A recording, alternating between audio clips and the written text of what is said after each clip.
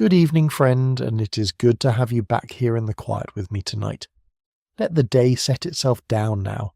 Let your shoulders come away from your ears, and let the pillow take the whole weight of your head. There is nothing left to carry into this hour. Tonight we are going somewhere that no longer stands, a great hotel on Fifth Avenue in New York, the largest in the world when it was joined, all red brick and amber marble and lamplight in the last years of the old century. We are not going for the famous evening the newspapers wrote up, the pearls and the plumes and the grand tables. We are going for the other hotel, the one that woke as that one slept. On a single quiet Sunday, this house kept 970 people on its payroll to serve just 40 guests, and most of that work happened after midnight. So the gentle question for tonight is a simple one. Who is awake so that you can sleep?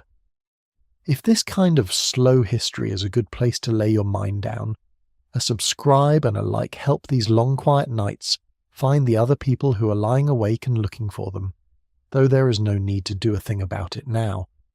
And if you feel like it, you might leave a note to say where in the world you're listening from tonight and what the hour is where you are. Someone is out there in a cold bedroom with the lamp turned low. Someone else is on a long dark road with this in the dashboard. I am glad you're all here, so dim your own light now, let the room grow soft and warm around you, and come with me, back to New York, back into the last years of the 1800s, in through a side door of the greatest hotel in the world, on an ordinary working night. Picture the avenue first. Fifth Avenue in New York on a cold evening near the end of the 1800s. The sky has already gone from grey to a deep blue, and it is going on toward black. The air is sharp with cold, and the horses breathe out little clouds of it as they pass. Along the great street the gas lamps stand in a row, each one a small warm smudge of yellow in the dark, and the carriages roll between them with their side lanterns lit, the wheels loud on the cold stone. And then, on the west side of the street, the building rises up out of the dusk. It is enormous. Red brick and red sandstone, floor upon floor of it, 13 stories in one part and 16 in the other, joined together into a single great house that fills most of the block. It was built in a heavy old world manner, all carved stone and steep roofs, so that it looks less like a modern hotel than like some vast palace lifted whole out of an older Europe and set down in the middle of New York. Every window is lit. From the cold street it looks less like a building than like a cliff of warm light, standing there against the winter sky, and you find yourself slowing down just to look at it, the way you would slow for a fire. This is the Waldorf-Astoria. Not the one that stands today, but the first one, the lost one, the one that rose here on Fifth Avenue and then was gone. It began, in truth, as 2 hotels and not one, built side by two cousins of the same proud family who were not on speaking terms. One cousin raised the first great house.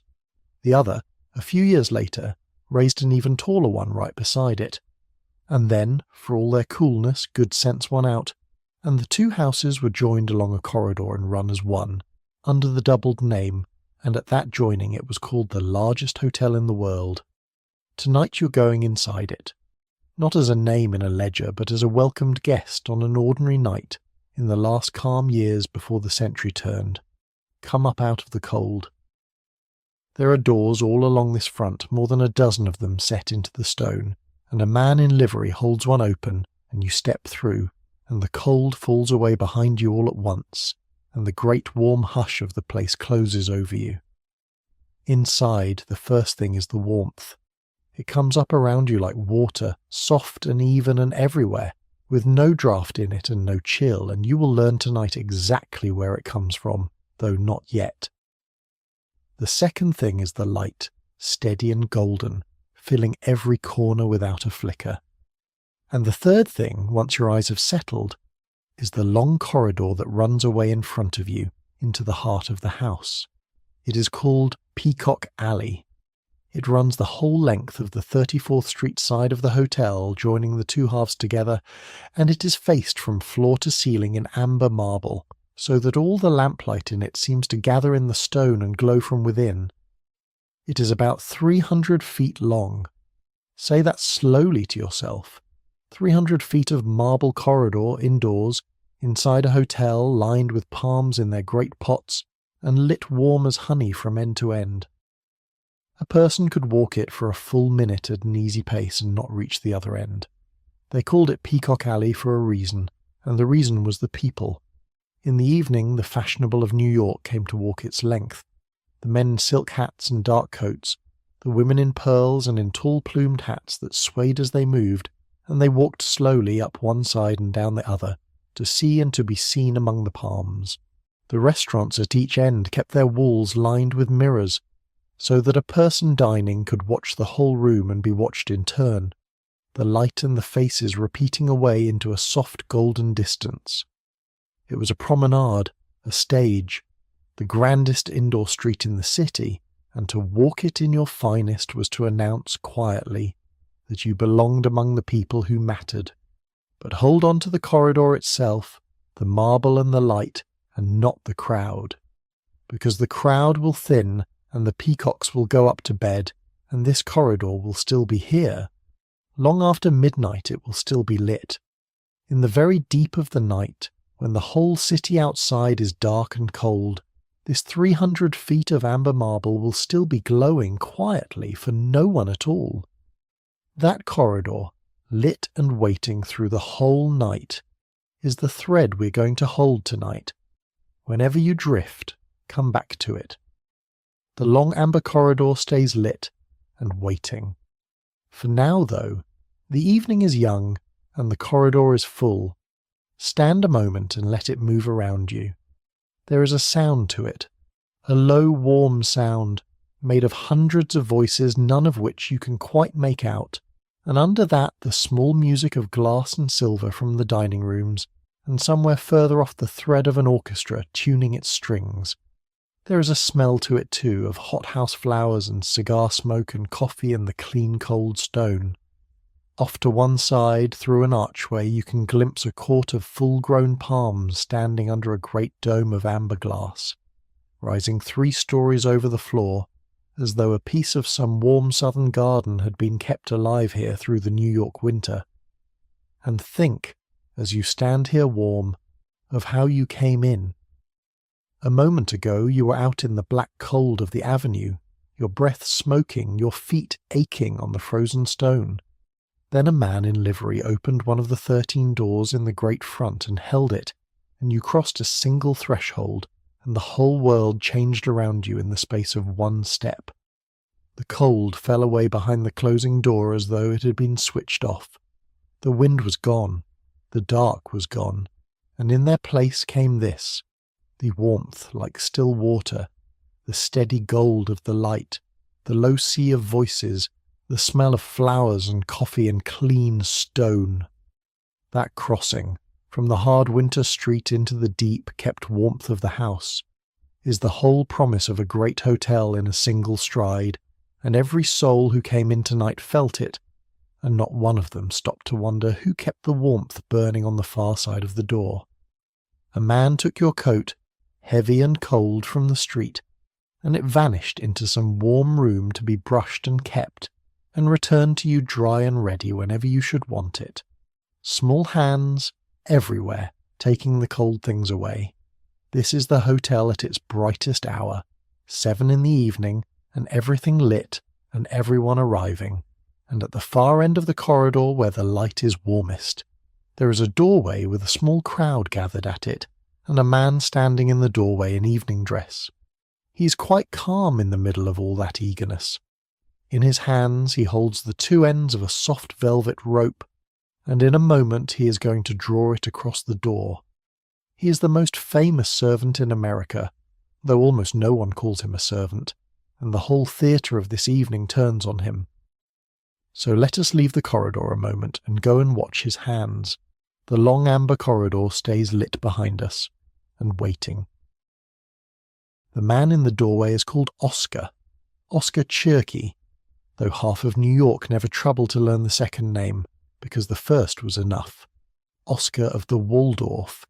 He is the maître d'hôtel, the master of the dining rooms, and he has stood in doorways very like this one every single evening for years, and he will go on doing it, in the end, for 50 years of his life. 50 years at the door of the same great house. There are marriages that do not last so long. Look at him for a moment before the rope. He is not a large man, and there is nothing loud about him. He has a calm, watchful face, and a manner so smooth and so unhurried that it settles the people around him without their knowing why. He came to this country from Switzerland as a young man, with very little in his pockets, and he worked his way up through the dining rooms of the city one hard step at a time. A busboy first, clearing the tables, then a place at the Hoffman House, and then the private dining rooms at Delmonico's, which was the grandest restaurant of the whole age, where the very richest of New York went to be fed. When this new hotel prepared to open its doors, Oscar went after the great post at its head, and he came to his meeting carrying a thick sheaf of letters from the important people of the city, all of them saying the same thing, that this was the man you wanted at your door. He got the post, and here he still is, at the door. There is a small and lovely truth about Oscar that is worth holding on to tonight. He was not a cook. By the cheerful legend of him, he could barely scramble an egg, and yet his name went onto the front of a cookbook of some 900 pages, and dishes were named for him, and to this day people eat a salad of apples and celery and a little dressing that he first set down and called by the name of this very hotel. He did not make the food, he made the evening. That was his art, and it was a real one, and the world paid him for it as though it knew. He began here at $250 a month, a fine wage for the time. By the height of his years, he was earning some $25,000 a year, with a share of the hotel besides, and he kept a house of his own in the city and a farm of 1,000 acres up the river. A man who could barely boil an egg, grown rich on the art of welcome, and he knew the people. That was the deep secret of him. It was said that Oscar had learned the names and the faces and the particular likes of nearly every one of the great fortunes of New York, and there were said to be more than 1,000 of them, a whole city of the very rich, and Oscar carried them all in his head. He knew who must never be seated near whom. He knew which gentleman liked his table by the window and which lady would not be seen before 9. He remembered a face he had met once years before, and greeted it by name, and the person so remembered felt for a moment like the only guest in the world. He collected the menus of the great dinners too, thousands upon thousands of them across his life, a paper memory of every feast, and they survive to this day in a college library, the fullest record we have of how this vanished world dined. And under all the grandeur, Oscar was a kind man, in small and human ways that the record happens to remember. If a guest he knew fell ill, a note would arrive in Oscar's own hand, and often a little jar of jelly with it sent up to the sick room. When a favoured guest was sailing away across the ocean, a basket of good fruit might find its way to their cabin on the great ship, with the compliments of the man at the door. These are small things, but they tell you what kind of welcome he was really selling, which was not grandeur at all in the end, but the warm feeling of being known and remembered and looked after. There was even a small joke folded into the very name of the place. When the two feuding cousins joined their two hotels, the joined name was written with a little double mark between the halves, a kind of bridge in the writing itself, and New Yorkers took to calling the spot where the two houses met the hyphen.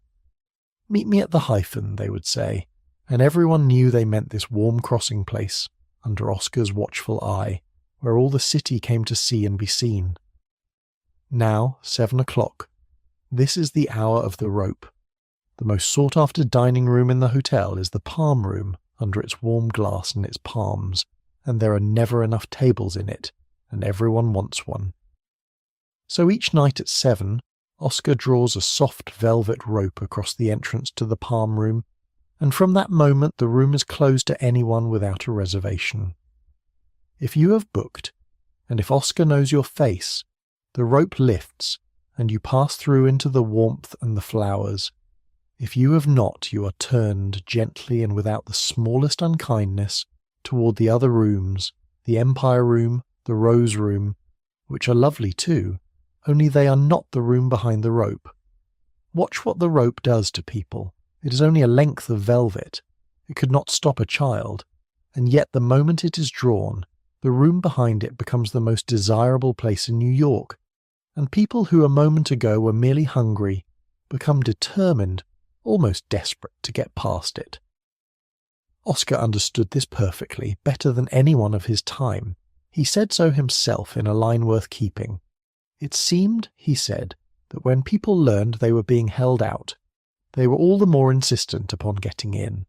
He had found the strange machinery of wanting, the way a thing withheld grows precious, and he worked it every night with a piece of soft rope and a calm face, and no one ever felt the manipulation, only the honour of being let through. So the theatre of the evening turns here. Behind the rope, the chosen settle at their tables under the palms.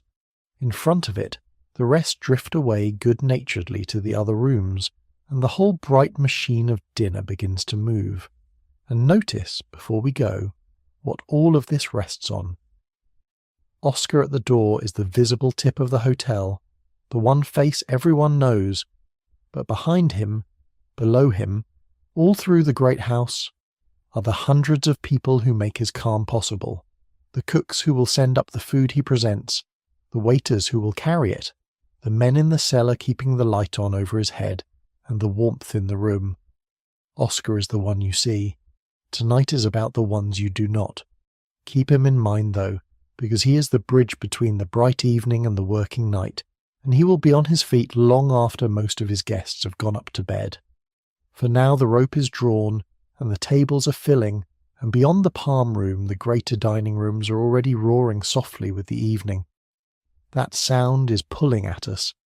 So let us follow it, out of this doorway and into the mirrored rooms, where the real dinner of the night is underway. The long amber corridor stays lit beside us, and waiting. Step into one of the great dining rooms now and let the sound come up around you. It is not a loud sound. That is the thing to notice first. A room like this, full of people at dinner, does not roar the way you might expect. It murmurs. Hundreds of quiet conversations, all going at once, blend together into a single low, warm hum, with no words in it that you can catch, and over that hum lies the small, bright music of the room, the tap of silver on porcelain, the ring of a glass set down, the soft tread of the waiters. You could almost fall asleep in the sound of it, and that is not an accident of tonight. That is what a great dining room in full flow actually sounds like. From the inside, a warm sea of voices with the meaning washed out of them, and it is one of the most soothing sounds there is. Look at the room itself. The walls are lined with mirrors, floor to ceiling, so that the lamplight and the candlelight and the pale shoulders and the white cloths all repeat away into a soft golden distance on every side. Above, the ceiling is painted, panels of it, soft old scenes in gilt frames, so that even the eye lifted from the table finds something gentle to rest on. The tables wear heavy white linen, starched and pressed until it stands up on its own and shows the fold marks sharp as the edge of paper. The china is French, every single piece of it, made across the ocean for this house alone.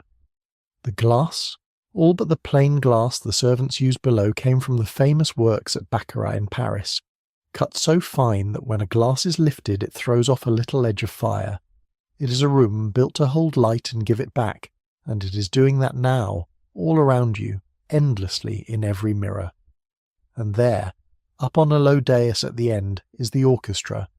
50 musicians. Say that number gently, because it is one of the small honest wonders of this hotel. Not 2 or 3 players in a corner, but a full orchestra of 50, kept the year round, paid a small fortune between them to be here, so that the evening is never once without music beneath it. The music is not loud either. It sits below the murmur of the room like a warm floor under everything, so that you feel it more than you hear it, and the whole evening seems to move to it without anyone deciding to. A waltz, and then something slower, the strings carrying under the talk and the clink of the silver, holding the great room together in a single gentle mood. Now watch the waiters, because tonight they are our people, not the diners. There is a young man moving along the far wall with a tray held high and level on his open hand. Let us say his name is Frank. He is a composite, a figure I am drawing for you out of the hundreds of real men who did this work, so that we have a face to follow, and I will always tell you when a person is drawn this way rather than named from the record. Watch Frank's hands. That is where all his skill lives. The tray is heavy, and it is loaded with covered silver dishes, and he carries it through a crowded room without once looking as though it is any weight at all. He has learned to move so that he is never quite seen. He arrives at the table before the guest knows they wanted anything, sets the plate down without a sound, lifts the cover so the fragrance rises all at once, and is gone again, back toward the doors, before the conversation has even paused. His shoes are silent on the carpet. His face is smooth and pleasant and gives away nothing. Not the ache in his feet, not the heat he has just come up from, not the 16th hour of his day. The whole art of him is to make the food appear as if by warm magic, with no visible labour at all. The guest is meant to feel that the evening simply happens the way weather happens. Frank is one of the people making it happen, and making sure you never once notice him doing it. A dinner here is a long, slow procession of courses, one after another through the whole evening. Cold oysters to begin, on their crushed ice, then a soup, clear or creamed, then a fish course, and then the great roasts and birds and salads, and after them the sweets and the ices and the fruit and the small cups of strong coffee, each course carried up from far below and set down and cleared away in this same soundless dance, hour after hour, so that a single dinner might last the better part of the evening. And think of all that has to stand ready behind a dinner like this one, unseen, in the rooms below. The wine that Frank pours came up from a deep cool cellar where thousands of bottles lie on their sides in the dark, each in its numbered place, kept by a man whose whole craft is the knowing of them, when each was laid down, and when it will be ready and which will suit which dish. The silver that gleams on the white cloth, the forks and the spoons and the tall covered dishes, all of it was polished by hand this very afternoon, in a room set aside for nothing else. Rubbed soft and bright and then counted, every piece, and counted again when it comes back down, for silver is wealth, and nothing must go astray. The heavy linen was washed and dried and pressed in the great steaming laundry below. Even the ice under the oysters was made in the cellars of the house tonight. A single plate set down without a sound in front of a single guest is the still bright tip of a long chain of hands, reaching all the way down into the warm dark under the street, and the guest sees only the plate, and that is exactly as the house intends. And here is one of those true things that this hotel holds quietly, both at once, without any fuss. At one end of this room a party might spend $250 on a single dinner, a sum you could scarcely believe, enough to keep an ordinary family for the better part of a year. And moving between the tables to serve that dinner is a waitress who earns, for a whole week of this work, $5.50. Both of those numbers are true, in the same room, on the same night. I'm not going to tell you what to feel about that. I only want you to hold them together for a moment gently, the way you would hold two smooth stones in one hand and feel the weight of each, before we move on. The man who dreamed this whole room into being is somewhere in the hotel tonight. He built it to a picture in his own head, down to the marble and the mirrors and the 50 musicians and the French china, and he is still, at this hour, walking his own corridors, watching to see that every small thing is right. So let us leave the murmur of the dining room and go and find him, the maker of the house. The long amber corridor stays lit as we go, and waiting. The man we are looking for is called George Bolt, and this whole enormous house is, in a real sense, a picture from the inside of his mind, built out into marble and brick. He is the proprietor, the manager, the maker.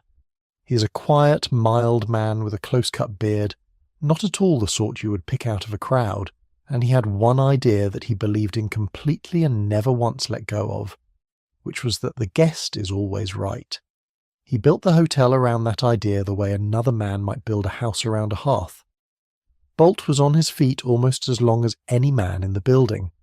It was said of him that he was generally at work from 9 in the morning until about 3 the following morning, so that he himself was very nearly a creature of the night, awake through most of the dark, walking the rooms while the city slept, seeing what few others were awake to see. He had a genius for the small comforts, the ones that add up to the feeling of being truly cared for. He was the man who first thought to send a meal up to a guest's own room, so they need not come down at all. He put a telephone in every bedroom when that was a thing close to magic. He ran little cars inside the walls to carry the dishes up hot from the kitchen. He set a clerk on every floor to know the guests by name. He sent messages flying across the hotel through pipes on a puff of air. And he did something quietly revolutionary for his day. He let a woman come into his hotel and dine alone, unescorted, without a whisper against her, when the other great houses would have turned her from the door. He wanted a hotel, he once said, where a man off the steamer from Berlin or from Paris, knowing not a word of English, could give his order and be perfectly understood. So he chose his staff to speak the tongues of the world, and the night people of this hotel, the ones we are meeting, were very often many-tongued because of that one wish of his. Let us walk a little way with him through the named rooms, because the naming tells you what kind of dreamer he was. He did not build rooms, he built places, each with a name and a world of its own, and he furnished them from across the seas.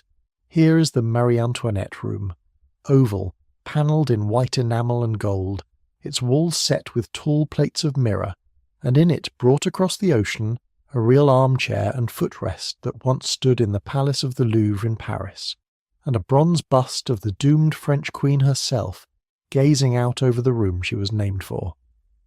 Here is the Turkish salon, its walls a mosaic of small marble tiles, its woodwork of teak and satin wood trimmed with copper, with passages of holy scripture worked into the walls in inlaid silver, and, so the stories went, a sword that had once belonged to an emperor kept on show within it.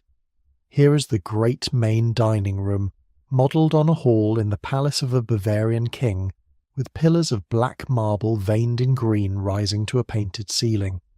Here is the vast ballroom, a full 100 feet square and 40 feet high, ringed about with boxes on 2 tiers, 25 along the first and 18 above, where the great families sat to watch the dancing below, and overhead a single enormous painting spread across the whole ceiling, said in its day to be the largest single canvas in the world.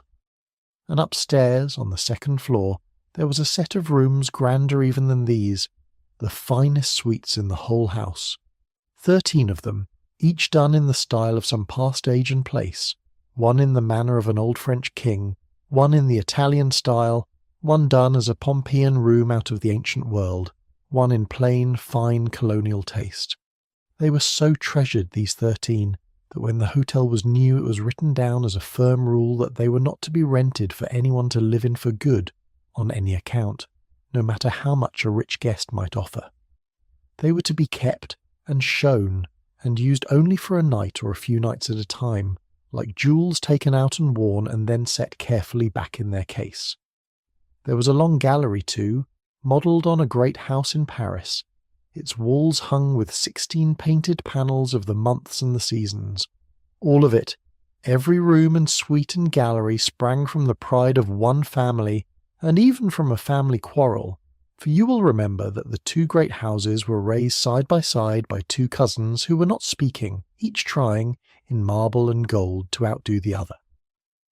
What began in coolness ended as the largest hotel in the world, and every night a small army made all that proud stone warm and bright and welcoming, and quietly kept the peace the family never quite managed on its own. And here, for the gentlemen, is the men's cafe, panelled in dark German oak so heavy it seems to drink the light.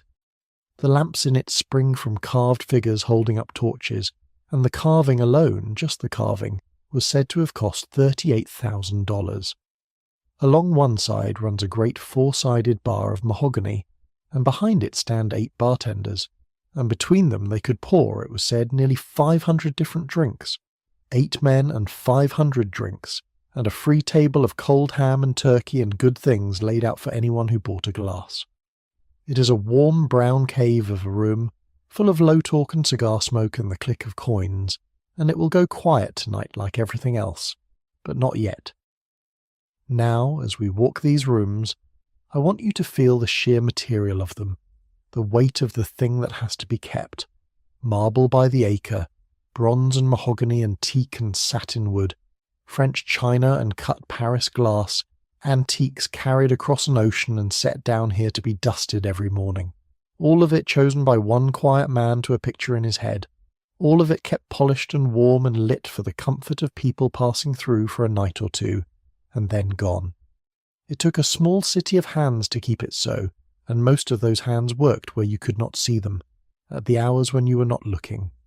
You're beginning, I hope, to feel the size of the thing that has to be tended once the guests are asleep and the tending can finally begin.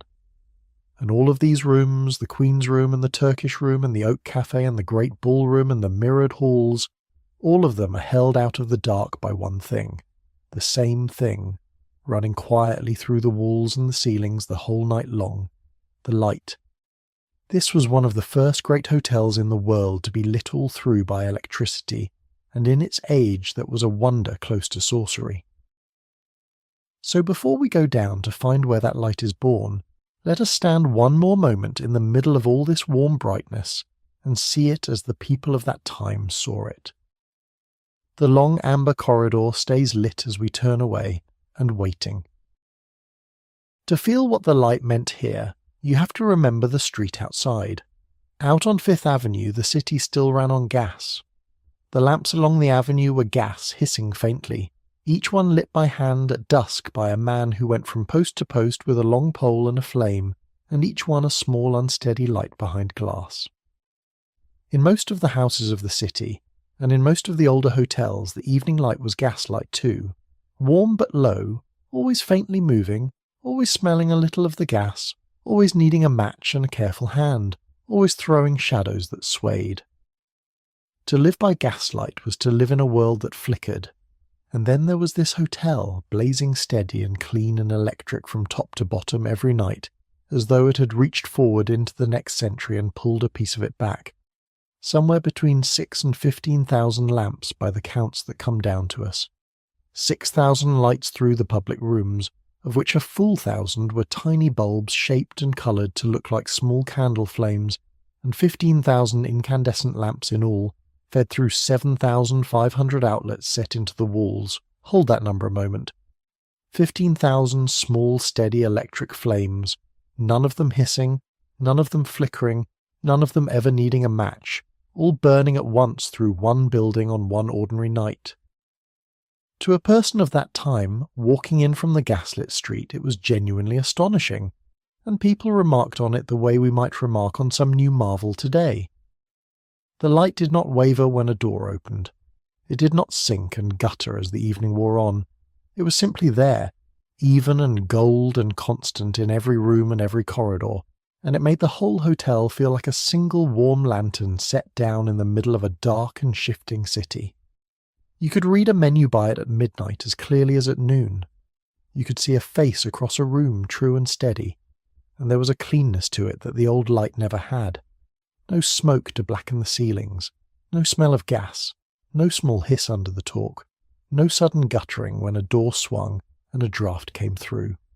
The electric light did not breathe or waver, or need tending through the evening the way a gas jet did.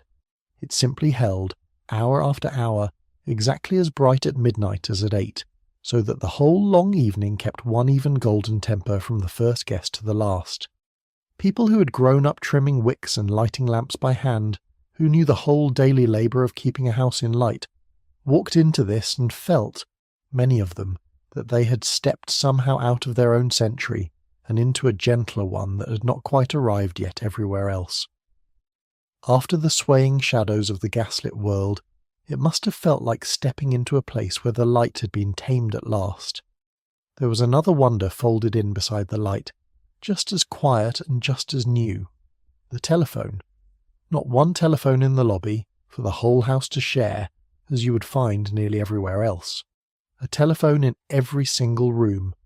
A guest could lift it beside the bed and speak, and somewhere in the building a person would answer and connect them onward into the night. It seems a small thing now when we carry such things in our pockets.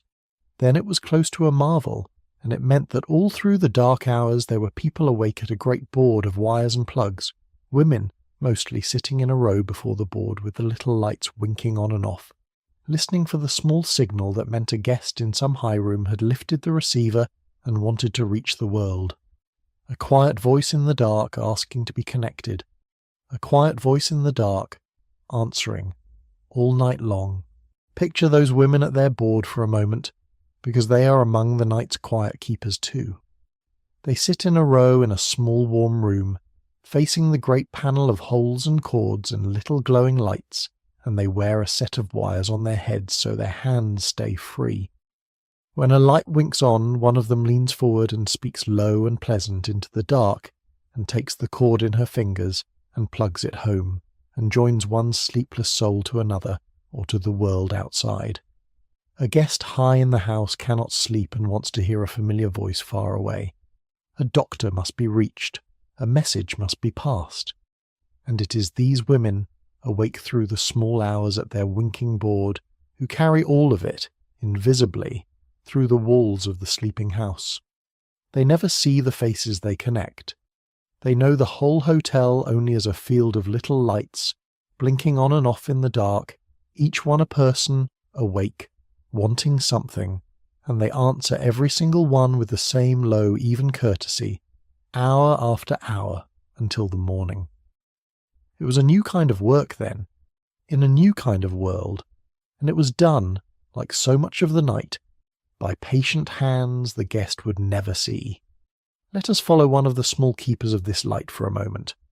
Let us say his name is Walter, a floor clerk, and again he is a composite, drawn for you from the many real men who did this work. On each floor of the hotel there sat a clerk through the evening and on into the night, at a small desk near the elevators, keeping the keys of that floor, taking the messages, knowing which rooms were filled and which stood dark. Walter walks his floor now on a slow round. He is not doing anything you would call dramatic. He is only making sure. A lamp in a corridor has gone dim, and he notes it, so that it will be seen to before morning. A guest has left shoes outside a door, and he notes that too for later hands. A tray wants clearing from outside another. He is one of the small, watchful presences that keep the great machine of comfort turning, and almost no guest will ever remember his face, or know that he was there at all, walking softly past their door while they slept. Here is a thing worth sitting with gently before we go down. All of this light, all of these 15,000 steady flames, all of this warmth pouring even and unnoticed through the marble halls, is not free, and it is not magic, though it was made to feel like magic. Every one of those lamps is fed by something. Every degree of that warmth is made by something. Somewhere in this building right now, under your feet, far under the cold street, there is a place where the light and the heat are actually born, and men are standing in it in the noise and the glow, feeding it, tending it, all night long, so that up here in the marble no one ever has to think about the dark or the cold at all. We have walked the bright evening now, the corridor and the rope and the mirrored rooms and the named rooms and the light that never fails. It is time to leave the marble behind. It is time to go down, past the ground floor, past the cellars a guest might imagine, down to the very bottom of the house, a full 33 feet below the cold street, to find the hidden engine that holds all of this brightness up. The long amber corridor stays lit above us as we go down, and waiting. There is a door in the panelling that most guests never see. It sits quietly in a corner, painted the same colour as the wall, with no handle a guest would recognise, and behind it the hotel changes completely. Come through it with me now. On this side the corridor is narrow and plain. The marble is gone, the walls are painted brick, and the floor is worn stone, and a single bulb burns overhead. The soft, warm hush of the guest floors falls away, and in its place comes another feeling entirely, closer, busier, warmer, with a faint smell of steam and soap and cooking that grows stronger the lower you go. This is the true skin of the hotel turned inside out. On one side of that little door, a palace. On the other, a workshop that never closes. Let's go down. There is a service stair here, steep and plain, and it drops away below us floor after floor, worn smooth in the middle of each step by years of hurrying feet. Let us follow a man who knows both worlds of this house, up above and down below. Let us say his name is Thomas, a hall porter, and he is a composite, drawn from the many real men who spent their working lives crossing this exact border 100 times a day. Thomas has just carried a message up to the marble. Now he is going back down to where he belongs, and we go with him. The stair takes us down past the ground floor, down past the cellars a guest might imagine, and then further still, because this house goes a very long way down. At its deepest, the foundation reaches a full 33 feet below the level of the cold street outside. Think of that. 33 feet, 3 ordinary floors of hotel below the sidewalk cut down into the solid rock of the island, and packed with the machinery of the place. The rooms no guest is ever meant to see. That is where we're going, all the way to the bottom. As we descend, notice how the air changes. Up in the marble it was cool and flower-scented and still. Here it grows warm, and then warmer, and it begins to move against your face, and it carries new smells, coal and hot metal and steam, bred from somewhere off to one side, the sharp, clean smell of a laundry. The sounds change, too. Up above, the loudest thing was the murmur of voices. Down here the voices are fewer and plainer, and under them there is a deep, steady note that you feel in your chest more than you hear it. A low, mechanical breathing that never stops for a moment. It is the sound of the house at work upon itself, and it goes on all night, under everything, like the sound of the sea in a shell. We pass an open doorway and warm, damp air rolls out, and there is the laundry, a great steaming room where the linen of the whole hotel is washed and dried and pressed. Think of the linen a house this size goes through in a day. Every bed made fresh, every table dressed in white, every napkin folded crisp beside every plate, thousands upon thousands of pieces, and all of it comes down here soiled and goes back up clean, day after day without end. Women stand at the long tables in the heat, feeding the sheets through the great heated rollers that press them smooth, the steam rising around them, their faces damp and flushed. The crisp, cool sheet that will be turned down on a guest's bed tonight passed through this hot, loud room, and these red hands only hours ago. Thomas nods to them and moves on, and we follow. This is the servants' world, and Thomas moves through it with the ease of a man in his own kitchen. He calls a greeting to a woman carrying a basket of folded linen. He steps aside for 2 boys wheeling a barrow of coal. He answers a question in one language and turns and answers another in a different one entirely, because the people down here come from everywhere, exactly as Bolt wished, and the warm underworld of this hotel speaks half the tongues of Europe at once.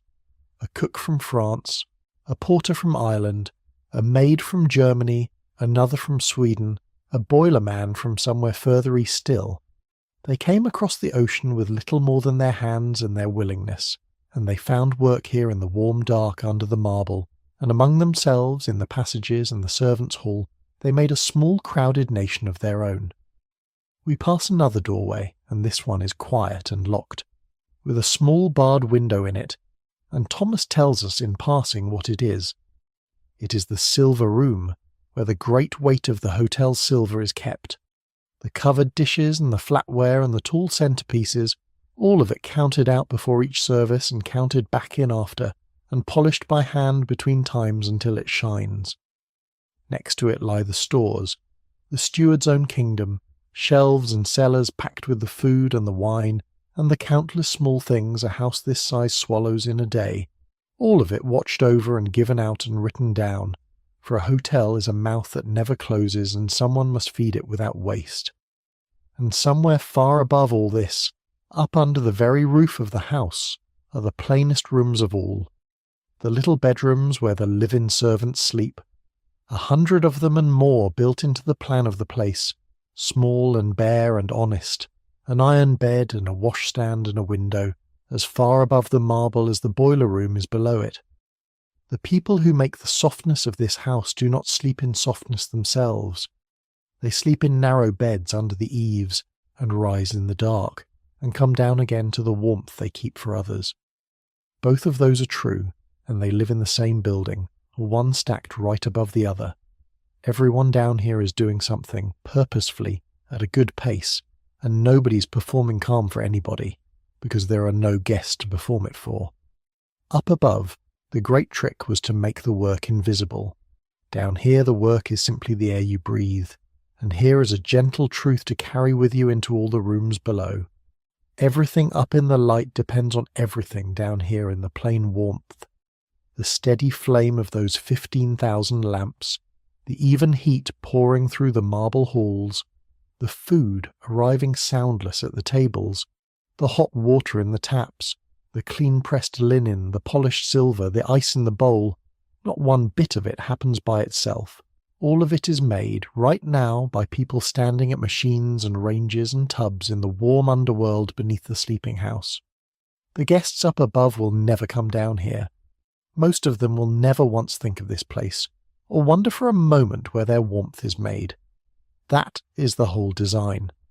The comfort is meant to feel like weather, like something that simply is, and the people who make the weather work here below the floor, out of sight, all night. Thomas reaches the bottom of the stair and turns along a low warm passage, and the deep breathing sound grows louder as we follow him, and the air grows hotter with every step. There is a doorway ahead, and beyond it a red glow that pulses faintly, and a heat that reaches out to meet us even here, well before the door. Of all the rooms in this underworld, the one we're coming to is the warmest, the loudest, the most important, and the very least seen. It is the room where the warmth itself is born, the fire at the root of the whole great house. So let us go and stand in its doorway. The long amber corridor stays lit far above us, and waiting. Stand in the doorway a moment before you go in, because the heat comes at you like a wall you can lean on. This is the boiler room, at the very bottom of the house, and it is the hot beating heart of the whole hotel. The air in here shimmers and dances above the iron. The light is not electric and even, as it is upstairs. It is red and gold and moving, thrown out from the open mouths of the great furnaces, so that the walls and the men and the pipes all seem to flicker together, and shadows leap and fall along the low ceiling. There are 6 of them, the boilers, 6 great cylinders of riveted iron, ranged in a row along the room, each one a furnace with a belly full of fire, and above it a body full of water turning slowly to steam under enormous pressure. They were made by a famous firm whose name was a byword for such things, and between them they could raise some 3,000 horsepower, which is only a way of saying a truly enormous amount of heat and force, more than enough to drive a great ship across the ocean.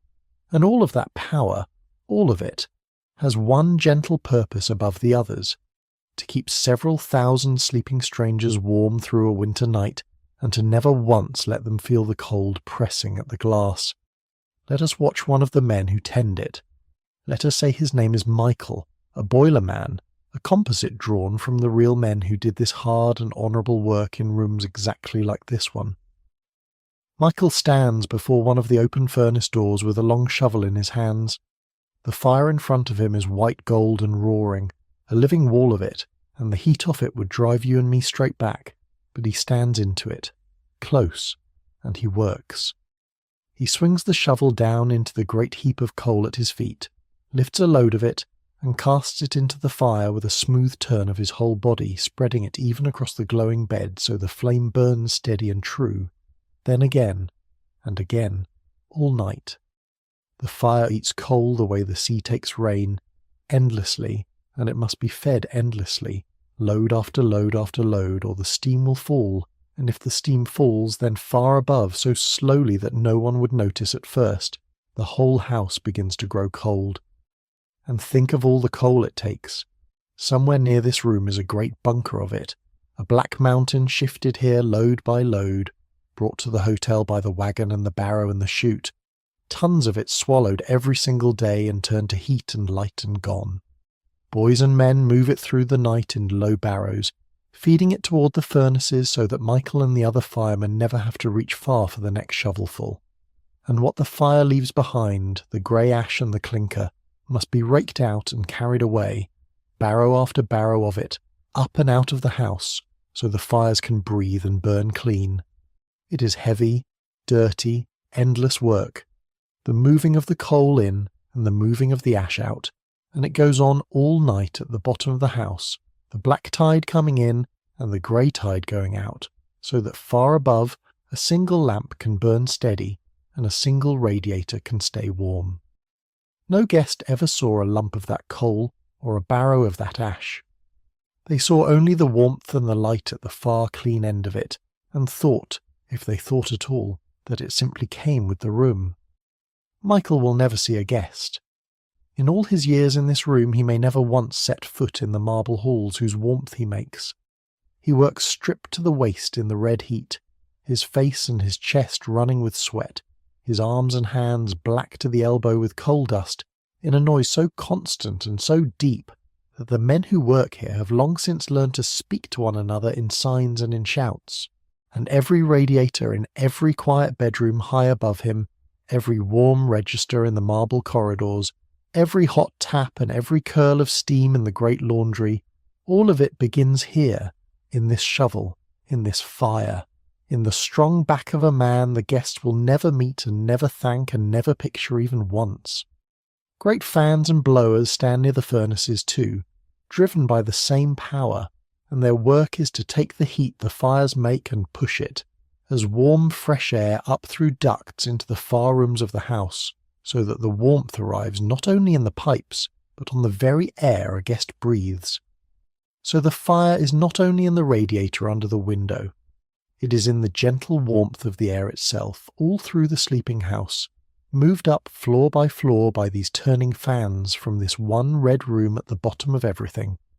Think of it as you lie there in your own warmth tonight. Somewhere under every grand and gentle place there has always been a room like this one, and a man like Michael, feeding a fire in the dark so that other people need never know the dark is cold. It is one of the oldest arrangements there is between human beings. Someone sits up and keeps the fire so that everyone else can sleep. The whole of tonight is really only that one old arrangement, made very large and lit up so that we can finally see it. And Michael is not alone down here in the red heat, though the work can feel lonely. There are others on the fire through the night, men who spell one another so no one stands into that heat too long unbroken, men who trim and rake the fires and watch the gauges where the steam pressure sits, a trembling needle that must be kept just so, not too high and never too low. They read those needles the way a sailor reads the sky. They know by the sound of the fire and the colour of the flame whether it is burning clean or wants more air. It is a craft, this feeding of a great fire older than the machines it serves, and there is a rough pride in it, in keeping the steam steady and true through a whole long winter night, so that far above in rooms these men will never enter, no one so much as reaches for an extra blanket. The fire never goes out. That is the whole of their charge, and they keep it every night without fail, and the house sleeps warm because they do. The steam that Michael makes goes climbing up out of this room in great pipes, up through the walls of the house, dividing and dividing again, growing thinner and quieter as it goes, until at last it reaches the small plain radiator under the window of a room high above, where it gives up the last of its heat to the air, and a sleeping guest turns over, warm and never wakes. That is the whole journey of the warmth, from this red room to that still 13 floors of iron pipe between them. Hold the two ends of it together for a moment, the fire and the sleeper. They are joined by nothing but iron and steam, and the work of one strong pair of arms, and the sleeper will never know. The coal that feeds this fire feeds something else as well, in a room close by, because the same force that makes the heat can be turned, by other machines, into the second great wonder of this hotel, the light. So let us step out of the red heat, along a short passage, into a room that hums instead of roars, where the 15,000 lamps of the marble halls are quietly born out of turning iron. The long amber corridor stays lit far above, fed from this very place, and waiting. The room we step into now has a different voice than the boiler room. The fire roared. This hums. It is a deep, even, tireless hum, the sound of great machines turning smoothly on their bearings, and it fills the room and your chest and the soles of your feet, and after the roar of the fire it feels almost like quiet, though it is not quiet at all. This is the electric plant, the place where the hotel makes its own light out of its own fire, and there was real daring in that, in the last years of the old century. Most buildings that wanted electric light at all had to buy it from someone else, when they could get it, and trust to a supply that failed as often as it held. This hotel decided it would trust no one but itself. It would make its own light here in its own cellar, so that the light need never fail, and here is where it made it, all night, every night, for years. It was a bold new age for the great hotels, and each of the finest of them hid a marvel of machinery down in its cellars. Out on the far coast, a famous hotel ran miles upon miles of electrical wire through its walls, and kept a vast reservoir of water in its foundations, enough to fight any fire the city could throw at it. Another great house of that time buried its whole mechanical heart across 3 underground floors, and ran clever pipes into every room, so the dust could be drawn out of the very carpets by suction, and warmed and filtered the air before it ever reached a guest, and set a small dial in each room by which a sleeper could ask for more heat or less. These places were not only hotels, they were engines, quietly, secretly, under all their marble, and the men of the age who built them took a real pride in the hidden works, in the boilers and the dynamos and the pumps, the way an earlier age had taken pride in a cathedral. This hotel was among the boldest of them all, and its pride ran in these humming machines, down here where no guest would ever come to admire them. The machines are called dynamos, great spinning drums of iron wound about with copper, and the steam from the boiler room next door is let in to drive them, turning them round and round and round, hour after hour through the night, tireless as a river. And out of all that turning comes the current, the invisible force that runs up through 7,500 outlets to feed the 15,000 lamps above. The plant here could raise some 2,200 horsepower of it. All of that power, spinning quietly in this one hidden room so that a woman up in the palm room can see clearly the face of the person across her table, and a clerk on a high floor can read a name in his book at 2 a.m, and the long amber corridor can glow warm and steady all night for no one at all. Let us watch one of the men who keeps it turning. Let us say his name is Peter, an engineer, a composite once again. Peter's work is quieter than Michael's, and it is watchful in a way the fireman's is not. He walks the line of humming machines with an oil can in one hand and a clean cloth in the other, and he listens. That is most of his craft, listening. A great machine that is running well has a sound, an even contented sound, and a machine that is beginning to go wrong changes that sound in a way so small that only a man who has spent years beside it would ever catch it. Peter catches it. He lays a bare hand flat on a bearing to feel its warmth, and he knows in an instant from the heat of it whether all is well. He touches a single drop of oil to a moving part. He watches the needles trembling on their dials.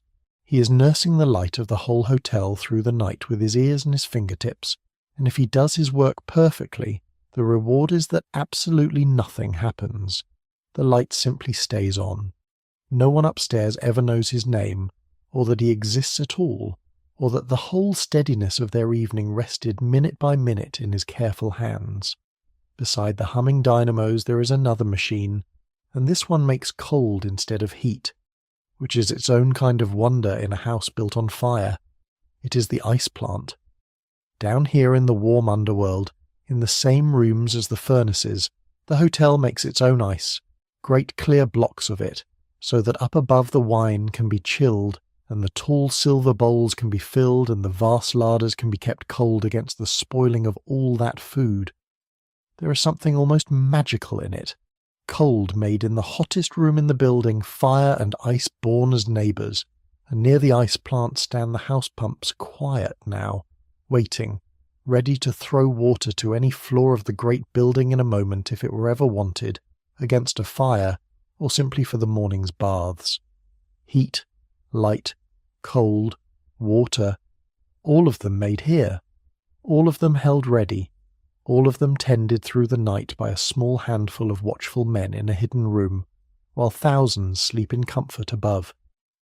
And these men keep a strange kind of company through the dark hours, down here where the machines never rest.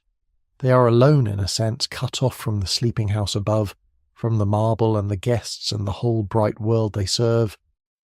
But they are not lonely, quite, because the machines are always with them, humming and turning and breathing, a great mechanical company that asks only to be watched and oiled and understood.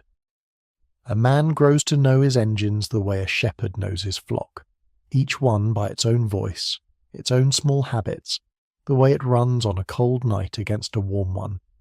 Peter could tell you, without looking, which dynamo he is standing nearest by the pitch of its hum alone. There is a companionship in that, of a quiet kind, and a deep pride too. The pride of the man who keeps the hidden works of a great house turning true, and knows that the whole shining palace above him would falter and dim within the hour if he ever once looked away. Sit for a moment with what this underworld really is. It is a machine for turning the labour of a few dozen people, down here in the heat and the hum and the coal dust, into the effortless comfort of thousands of people up there in the calm. That is the honest shape of the whole hotel, and truly of the whole gilded world we are visiting tonight. The ease of the few rested always on the wakeful work of the many, and most of that work was done exactly where it could not be seen, in rooms like these by men like Michael and Peter, in the deep of the night, and then hidden again by the marble in the morning. It is not a thing to be angry about lying here in the warm. It is only a thing to see clearly and to hold with some tenderness, because the hands were real, and the work was real, and the warmth they made is the same warmth that holds you now. We have found the heat now, and the light, and the cold, and the water. There is one more great appetite in a hotel, the oldest of them all, and it is never quite satisfied and never quite asleep. Food. So let us leave the humming machines and go along the passage to the one place down here that runs almost around the clock. The great kitchen's dug in under the street. The long amber corridor stays lit above and waiting. Follow the smell. It reaches you well before the room does, warm and layered and wonderful, roasting meat and simmering stock and fresh bread and something sweet cooking somewhere off to the side, and it draws you down the passage to a wide doorway and a blast of heat and light and sound. This is the kitchen, and it is enormous. It runs out under the sidewalk itself, some 42 feet beyond the wall of the building, so that it reaches out below the very feet of the people passing on the street above, a whole vaulted world of cooking dug in under the pavement, roofed by the road. The first thing is the scale. This is not a kitchen as you might picture one in a house. It is a small city of cooking, with ranges the length of a room glowing along one wall, ovens like the mouths of furnaces, great copper pots a small child could have bathed in, tables where whole sides of meat and whole fish are broken down, tall racks of gleaming pans, and everywhere, moving fast and sure in the heat, the cooks, 150 of them. Say it slowly. 150 cooks, at the height of the evening, all working at once in this bright cavern under the road, to feed the tables far above in the mirrored light. And they are not a crowd. They are an army, and like an army they run on rank, on a strict order brought over whole from the great kitchens of France. Every single person in this room knows exactly where they stand and exactly what is theirs to do, and the whole enormous effort moves as one because of it. At the very top is the chef, the master of the kitchen, and he rules this hot kingdom completely, seeing everything, missing nothing. Below him stands his second, who runs the line when the chef steps away. Below them the chiefs of the stations, and each is a master of one thing and one thing only. One man commands the sauces, which is the proudest and most delicate post of all. One man rules the roasts and the birds turning at the fire. One takes the fish. One builds the beautiful cold dishes and the salads in the cool larder. One is the master of the breads and the pastries and the sweets.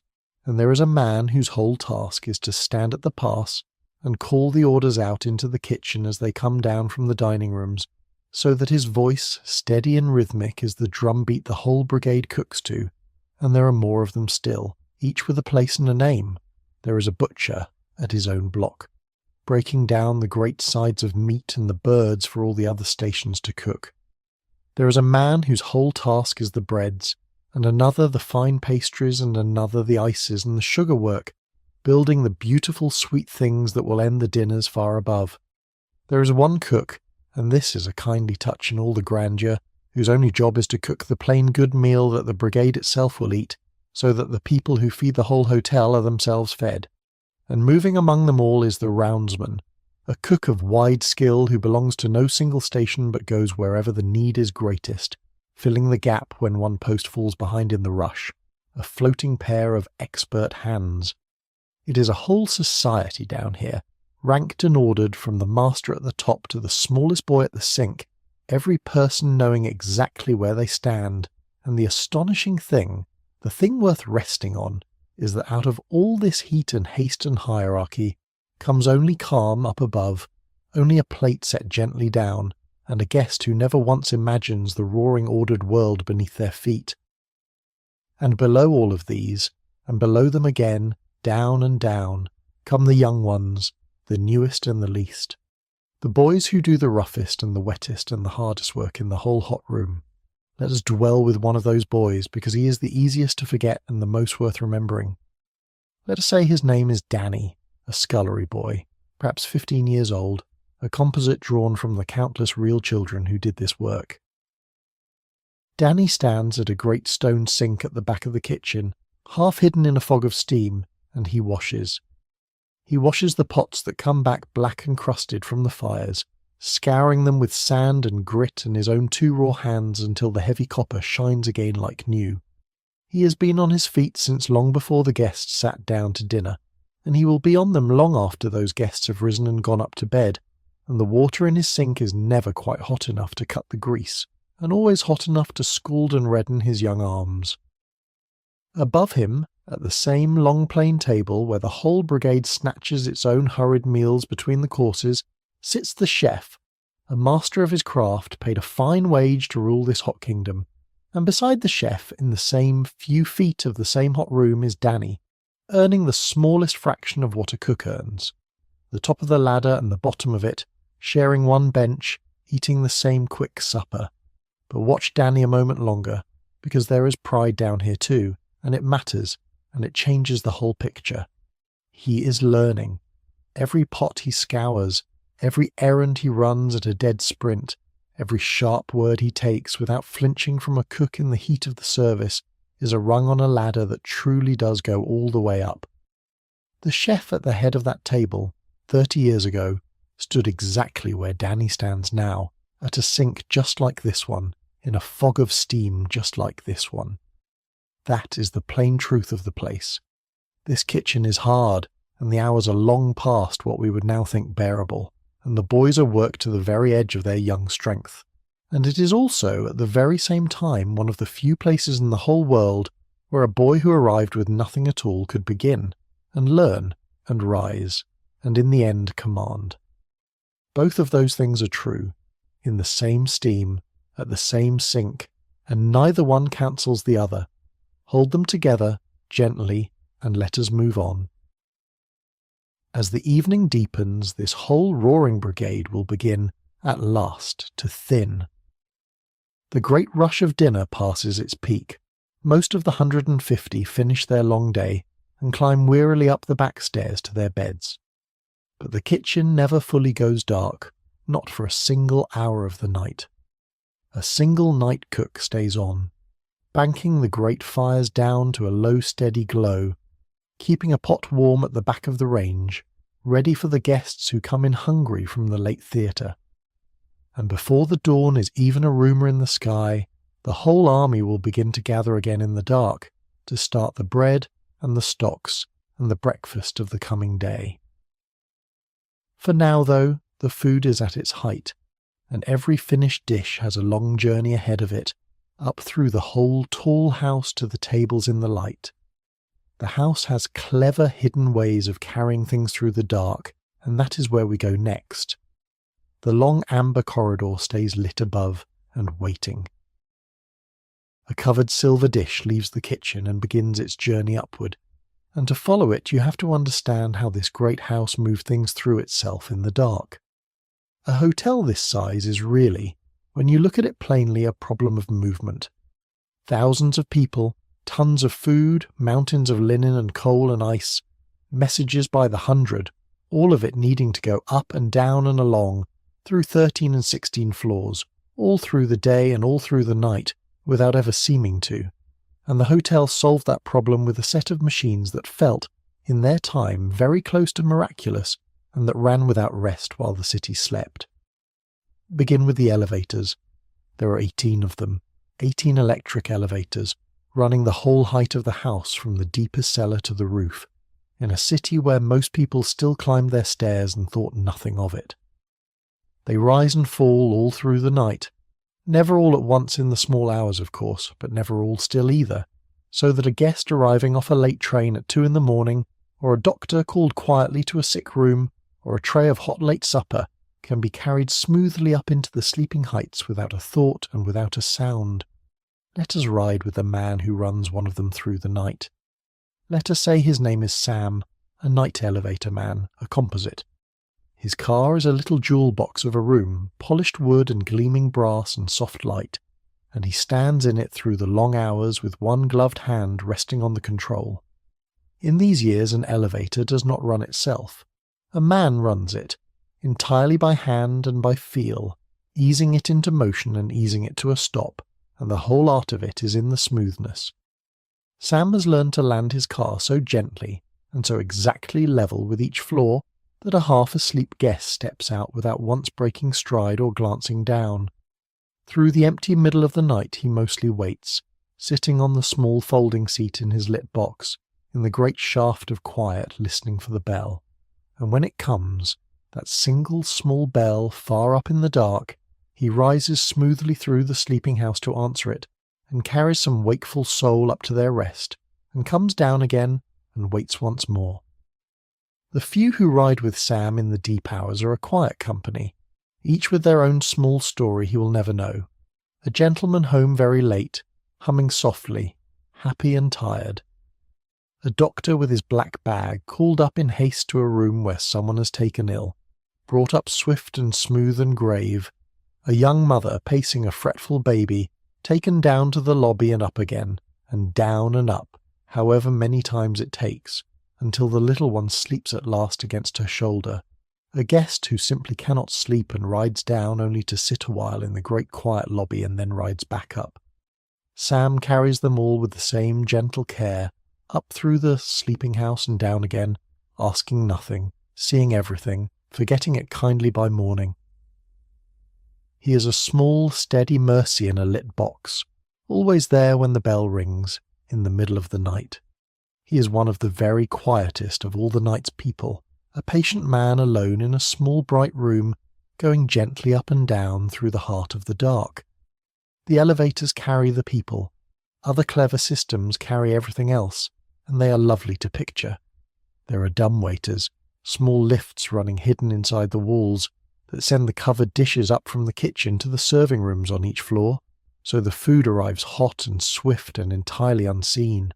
There are speaking tubes and a great board of bells, a whole nervous system of them, threaded through the building, so that a guest has only to press a button beside the bed, and, far below, a small numbered flap falls on a board, and a servant knows at a glance exactly which room, on which floor, is calling for what.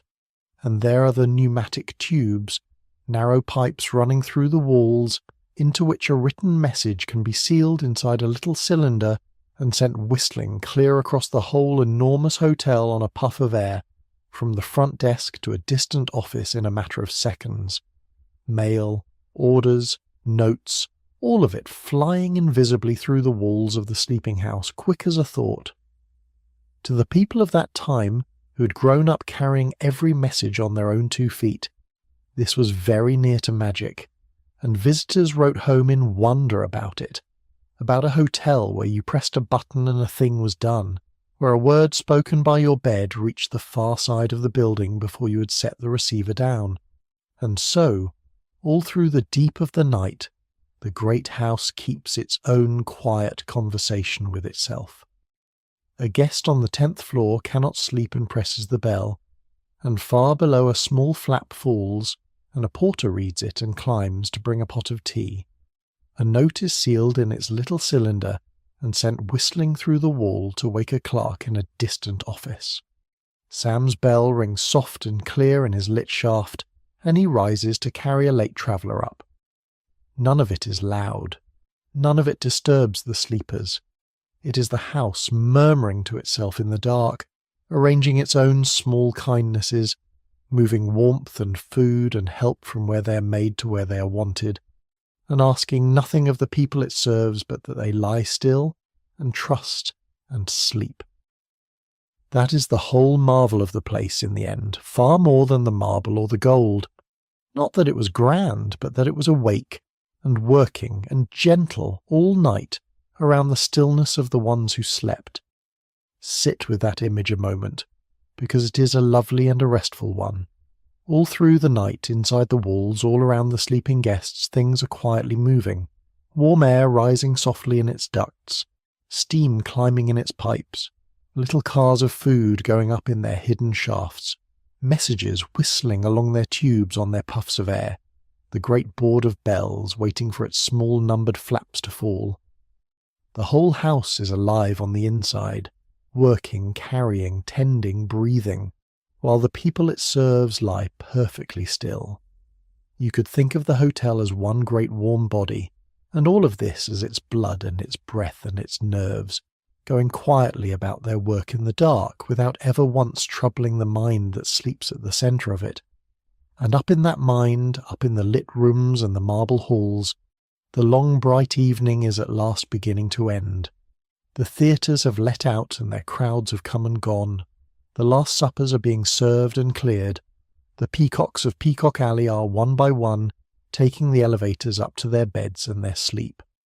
So let us ride up with Sam now, out of the working underworld and back into the marble, and watch the great bright hotel begin, slowly and gently, to empty and to quiet, and to hand itself over into the keeping of the people of the night. The long amber corridor stays lit as we rise into it, and waiting. Come back up into the marble now, into the light, and feel how the hour has changed the place. It is going on toward midnight. The great warm roar of the dinner rooms has softened to a scattering of quiet tables, a few late diners lingering over coffee and the last of the wine. Peacock Alley, which a few hours ago was a slow, bright river of silk and pearls and swaying plumes, is nearly empty now, its 300 feet of amber marble stretching away almost bare under the steady lamps, with only here and there a couple walking slowly toward the elevators, tired and content on their way up to bed. This is a gentle hour, the emptying, and there is nothing sad in it at all. It is the natural falling of the evening, the way a fire settles as it burns low and the hotel settles with it. The last of the theatre crowd came in an hour ago, flushed and laughing from the cold, wanting a late supper, and the night kitchen fed them quietly, and now they too are drifting upward toward their rooms. One by one the peacocks go up.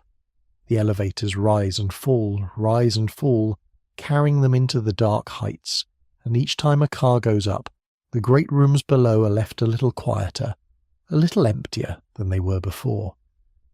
Watch the small closing rituals of the front of the house. A waiter moves along a row of empty tables gathering the crumpled napkins, stripping the soiled cloths, and the mirrored room that blazed an hour ago goes dim and still behind him. Table by table, as he puts it to bed. The orchestra has played its last slow air, and the 50 musicians are packing away their instruments in their cases, and the sudden absence of that warm floor of sound is a thing you can almost feel, a softness where the music was. Somewhere a great chandelier is dimmed. A set of doors is drawn quietly closed on a darkened room that will not be needed again until morning. The bright hotel is folding itself up room by room and going to sleep. In the kitchen far below, the change has already come and gone. The 150 are almost all away to their beds. The great ranges that roared all evening are banked down now to a low red glow. Where there was an army, there is now a single figure, the night cook, moving quietly in the warm dimness among the sleeping fires. Let us say his name is Joseph, a composite. His work is the gentlest in the kitchen's whole long day. He keeps a pot of good soup warm at the back of the stove. He has cold meats and fresh bread ready under clean cloths. If a guest comes in very late, hungry off a train from somewhere, Joseph can put together a quiet supper for them, alone, without waking a soul of the sleeping brigade. Mostly, though, he simply keeps watch over the banked fires, and tends them low and waits, and listens to the great building settling itself around him in the dark. There is a deep peace in a place like this at such an hour, the peace of a great labour winding down to rest. The heat still lives in the banked fires. The good smells of the evening still hang warm in the air, softened now, gone gentle. The last pots are washed and set to drain and gleaming on their racks. Danny the scullery boy has finally climbed the long back stair to his narrow bed under the roof, and the sink stands quiet, and Joseph moves slowly through it all, a lamp turned low, at home in the warm dimness, the keeper of the kitchen's long night. Far above him the last guests are finding their rooms and their beds, and the whole tall house is coming down, floor by floor, into stillness, like a great animal folding its legs beneath it to lie down at last. You can feel it happening if you hold still, the hurry going out of the place, the quiet coming in. There is a particular sweetness to a kitchen at this hour after the great work of the day is done. The heat still holds in the stone and the iron, gentle now, no longer fierce. The banked fires glow low and red behind their iron doors, keeping themselves for the morning. A pot of soup breathes its faint good smell into the warm air, and Joseph moves among it all unhurried, a keeper in an empty kingdom, wiping down a table here, setting a thing straight there, the way a person tidies a room they love before they rest in it.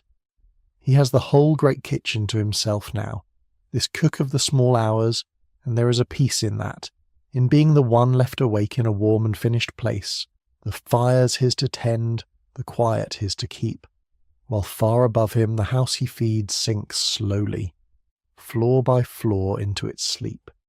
You can feel the whole hotel doing it now, settling, the way a house does when the family has finally gone up for the night. The sounds are fewer and softer and further apart. A last glass set down somewhere far off. The distant sigh of an elevator door closing.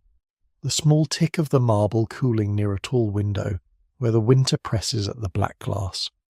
And under all of it, always, unbroken, that deep even breathing from far below, the boilers and the dynamos, tireless, holding the warmth and the light perfectly steady over all the gathering sleepers.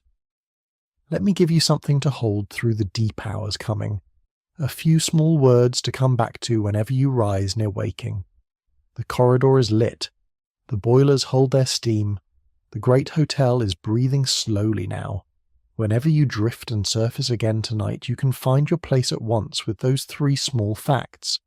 The corridor is lit, the boilers hold their steam, the great hotel is breathing slowly now. Nothing is wrong anywhere in the house. Everything that should be tended is being tended by kind and practiced hands. You can let go and come back as many times as you like, and it will all still be here, exactly so. The last couple reaches the elevator and rises out of sight into the dark, and the doors whisper shut behind them. Peacock Alley is empty now, truly empty. 300 feet of amber marble glowing softly for no one at all. The palms standing still in their pots, the mirrors holding only lamplight. Outside, beyond the tall dark windows, the winter presses close, the wind moving down the empty avenue, the cold laid over the whole sleeping city like a hand. But it cannot come in. The great house holds it off without effort, the warmth steady in every room, the light steady in every hall, and the winter can only stand at the glass and look in at all that gold, and wait and be kept out. And this is the strange and lovely turn of the whole night, the hinge on which it swings.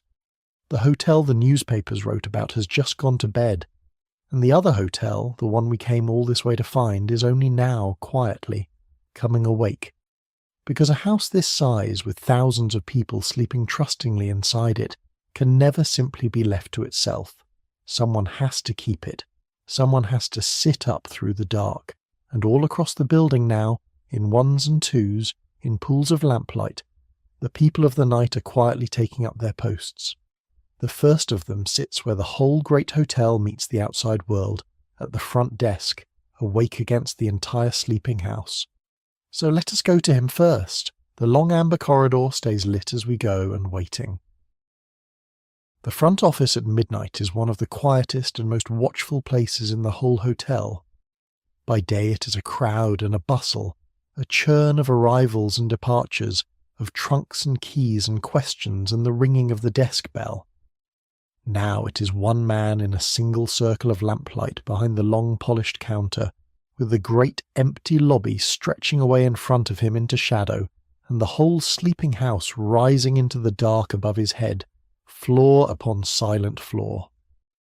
This is the night clerk, and for these hours, in a real and quiet way, he is the hotel itself, its wakeful mind, its one open eye. Let us say his name is Albert, a composite. Albert's work for most of the night is the work of being ready. Hour after hour nothing much happens, and that is exactly the point of him. He stands at his post so that if anything at all should happen, there is a calm and capable and courteous person there to meet it at once. A guest arrives off a late train, tired and chilled and a little lost, and Albert has a warm room ready before they have finished speaking, and a boy to carry the bags, and within minutes the weary traveller is rising towards sleep, comforted, having felt for a moment that the whole vast hotel had been sitting up waiting just for them. A key goes missing. A guest who cannot sleep comes down in a coat over night clothes, restless, wanting only to sit a while and talk to another waking soul, and Albert gives them that kindly, and asks for nothing back. A message must be taken for a room, written down, and slipped under the right door before breakfast. He handles all of it, whatever comes, with the same unhurried courtesy, in the deep quiet, hour after hour after hour.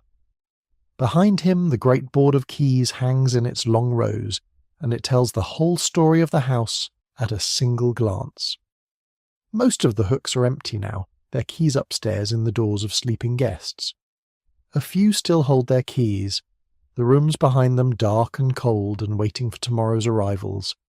Albert knows this board the way a shepherd knows his own hillside in the dark. He knows which rooms are filled and which stand empty, who is asked to be woken, and at what hour, who is expected in on the early morning trains and must have a fire lit before they come. He holds the whole sleeping population of the largest hotel in the world in his head, quietly, and carries it through the night, and hands it on clean to the day. And he is not the only watcher moving through the dark front of the house. Somewhere out in the shadowed public rooms, walking slow and easy with his hands behind his back, is the house detective, and this is a real thing, not a fancy. A hotel this size kept its own quiet force of officers, men who watched the lobbies and the corridors through all the hours, keeping the peace of the place, moving along anyone who did not belong, seeing without being seen. One of them, in the years to come, would be a former inspector of the Great Police of London, and he would keep his watch over this hotel for more than 30 years. Tonight his man walks the marble unhurried, A steady, watchful, reassuring presence in the dark. One more of the wakeful keepers whose whole task is that the sleepers upstairs need never once think about their own safety. It is a curious kind of work, this quiet guarding, and it takes a particular sort of man. He must know the difference at a glance between a guest who belongs and a stranger who does not, between the man who has simply lost his room and the man who is up to no good. And he must set the one at his ease and turn the other gently toward the door, all without ever raising his voice or making a scene, for a scene is the one thing a great hotel cannot allow. So he walks softly, and he watches, and he remembers faces, and mostly he does nothing at all because his very presence is the thing that keeps the night calm. A hotel is a strange place, when you think of it. Thousands of strangers sleeping under one roof, trusting the roof and each other in the dark. Someone has to hold that trust together, quietly, from the shadows, and that is his whole craft, to be the reason nothing happens, the watchful stillness at the edge of the light.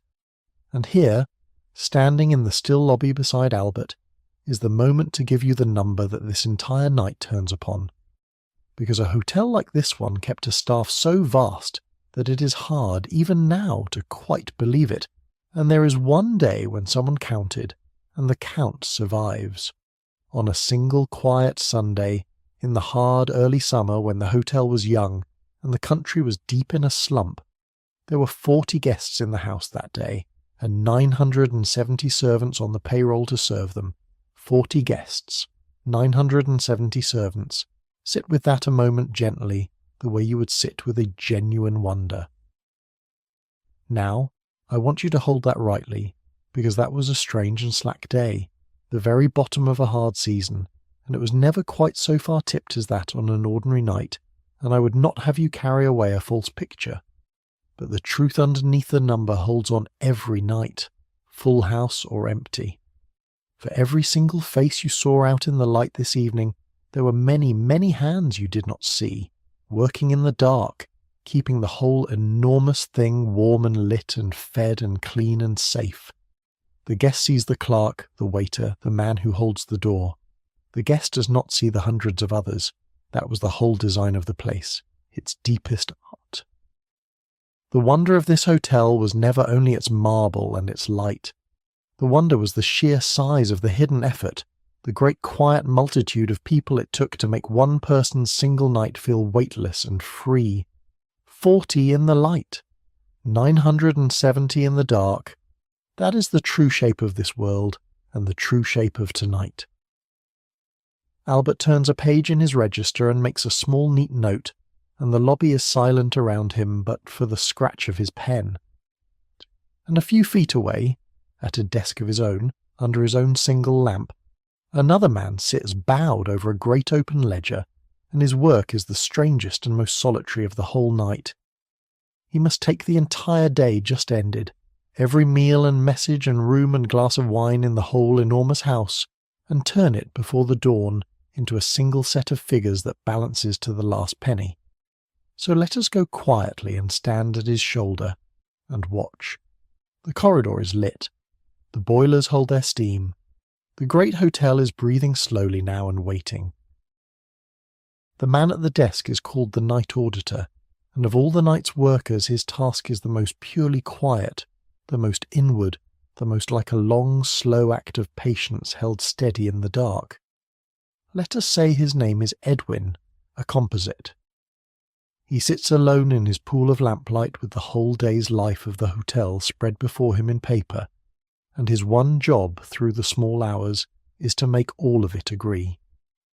Think for a moment of everything that happened in this great house today, every room that was slept in, with its own nightly charge, every dinner and every breakfast and every quiet lunch, every bottle brought up from the cellar, every drink poured by the 8 bartenders behind the mahogany in the oak cafe, every telegram sent, every trunk carried, every pair of shoes cleaned, every small service rendered to every guest in every one of the many hundreds of rooms of the largest hotel in the world. Each of those things was written down somewhere, on a slip, in a book, by one of 100 different hands across the length of the day, And now, in the deep of the night, all of it comes here, to Edwin, to be gathered in and checked and added and set carefully against each guest's own account, until the whole great sprawling day resolves at last into one clean balanced column of figures. It is done at night for a simple and gentle reason. The night is the only time the hotel ever holds still. By day the figures are always moving, always growing, new charges arriving faster than any one man could ever hope to post them. Only after midnight, when the guests are asleep and the tills are closed and the bars are shut and nothing more is being spent anywhere in the house, does the day finally stop growing and hold and lie still long enough to be counted. So the audit is a true creature of the deep hours, done by a long tradition older than this hotel, in the very stillest part of the night, in that quiet trough between midnight and 2, when the world outside is most completely asleep, and there is something almost tender in the sheer completeness of what he handles. Every small human need that the house met today has left its trace on one of his slips, and he touches everyone. The late supper someone ordered up to a lonely room. The bottle of wine a family shared to mark some private joy. The telegram a man sent home to say he'd arrived safe. The flowers carried up to a lady. The doctor called in the small hours to a child with a fever. All of it, the whole warm tangle of a day in the life of 1,000 strangers, passes under Edwin's steady pen in the night, and he asks no questions of any of it, and keeps every confidence, and simply sets each thing in its place, and adds it up, and lets it rest. He is a kind of keeper of the day's whole memory, sitting alone with it in the lamplight while everyone who lived it sleeps, tidying it all away so gently that they will wake to find yesterday closed and squared and forgotten, and today lying open and clean before them. There is an old comfort in that, older than this hotel, older than all its marble. Someone sitting up in the night to set the day's accounts in order, so that the morning can begin clean. It is what a careful person has always done at the end of a long day, gone back over it quietly, settled what was owed, put the small things right, closed the book, and gone at last to bed with an easy mind. Edwin does it for a whole great house at once, for 1,000 strangers who will never know his name, sitting alone with all their small yesterdays in the lamplight while they sleep. And when he is done, and the last figure is proved, and he closes the great ledger and rises stiffly and turns down his lamp, the whole house behind him is squared away, nothing left hanging, nothing forgotten, the day laid gently to rest. You can feel that, even now, even here. The day behind you is closed, there is nothing left in it to settle, it has all been counted and put away and forgiven, and you can let it go. Watch Edwin work, if watching is even the right word for it, because there is almost nothing to see. A man at a desk, a lamp, a pen, a great book. The soft rustle of a turned page, the faint patient scratch of the nib, the small dry click of his mind moving down a long column of numbers, carrying, checking, carrying again. He works entirely by hand in these years, before any machine came to help him, every single figure posted and totalled and proved by his own pen and his own tired eyes. It is slow, exacting, lonely work, and it asks a particular and rather rare kind of person to do it well, one who can sit alone and still inside a great silence for hours on end, and keep his attention fine and even and unbroken the whole time, and never once let a single figure slip past him in the quiet. There is a rhythm to it, once you settle into watching him, that is almost soothing to be near. The turn of the page, the soft scratch of the nib, the small pause as his eye runs down a column, and his lips move a little with the sum, the dip of the pen, the turn of the page again. On and on, steady and even through the deep trough of the night, a quiet music of patience made of paper and ink and one man's careful mind. It is the sound of order being made gently out of a whole day's rush and muddle, and there are worse things to fall asleep to than the soft, steady work of a patient man setting the world to rights in the lamplight while everyone else sleeps. And there is a quiet beauty in what he is really doing once you see it. Edwin is taking a whole day of the hotel's teeming life and setting it in order. All that motion, all that spending and serving and coming and going, all those thousands of small human comings together across the hours, he is gathering them up in the night and laying them gently to rest, balanced, closed, complete.